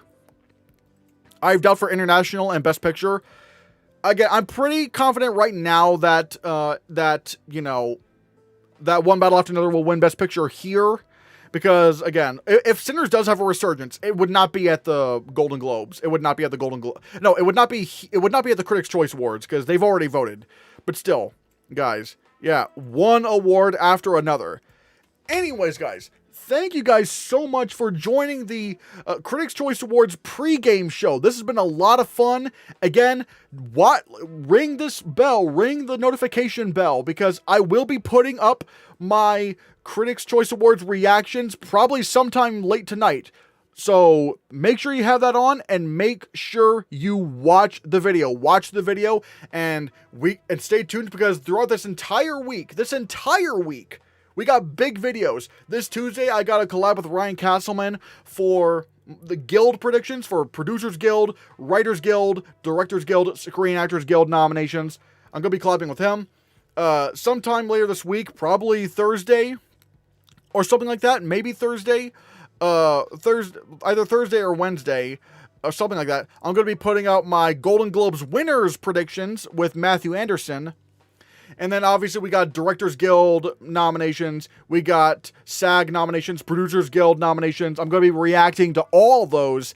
And also we got the BAFTA long lists. So stay tuned for, again, big, busy week for all of us. And thank you guys for watching. And if you, be sure you hit that subscribe button. Because if you don't, Sinners can't ever win Best Picture.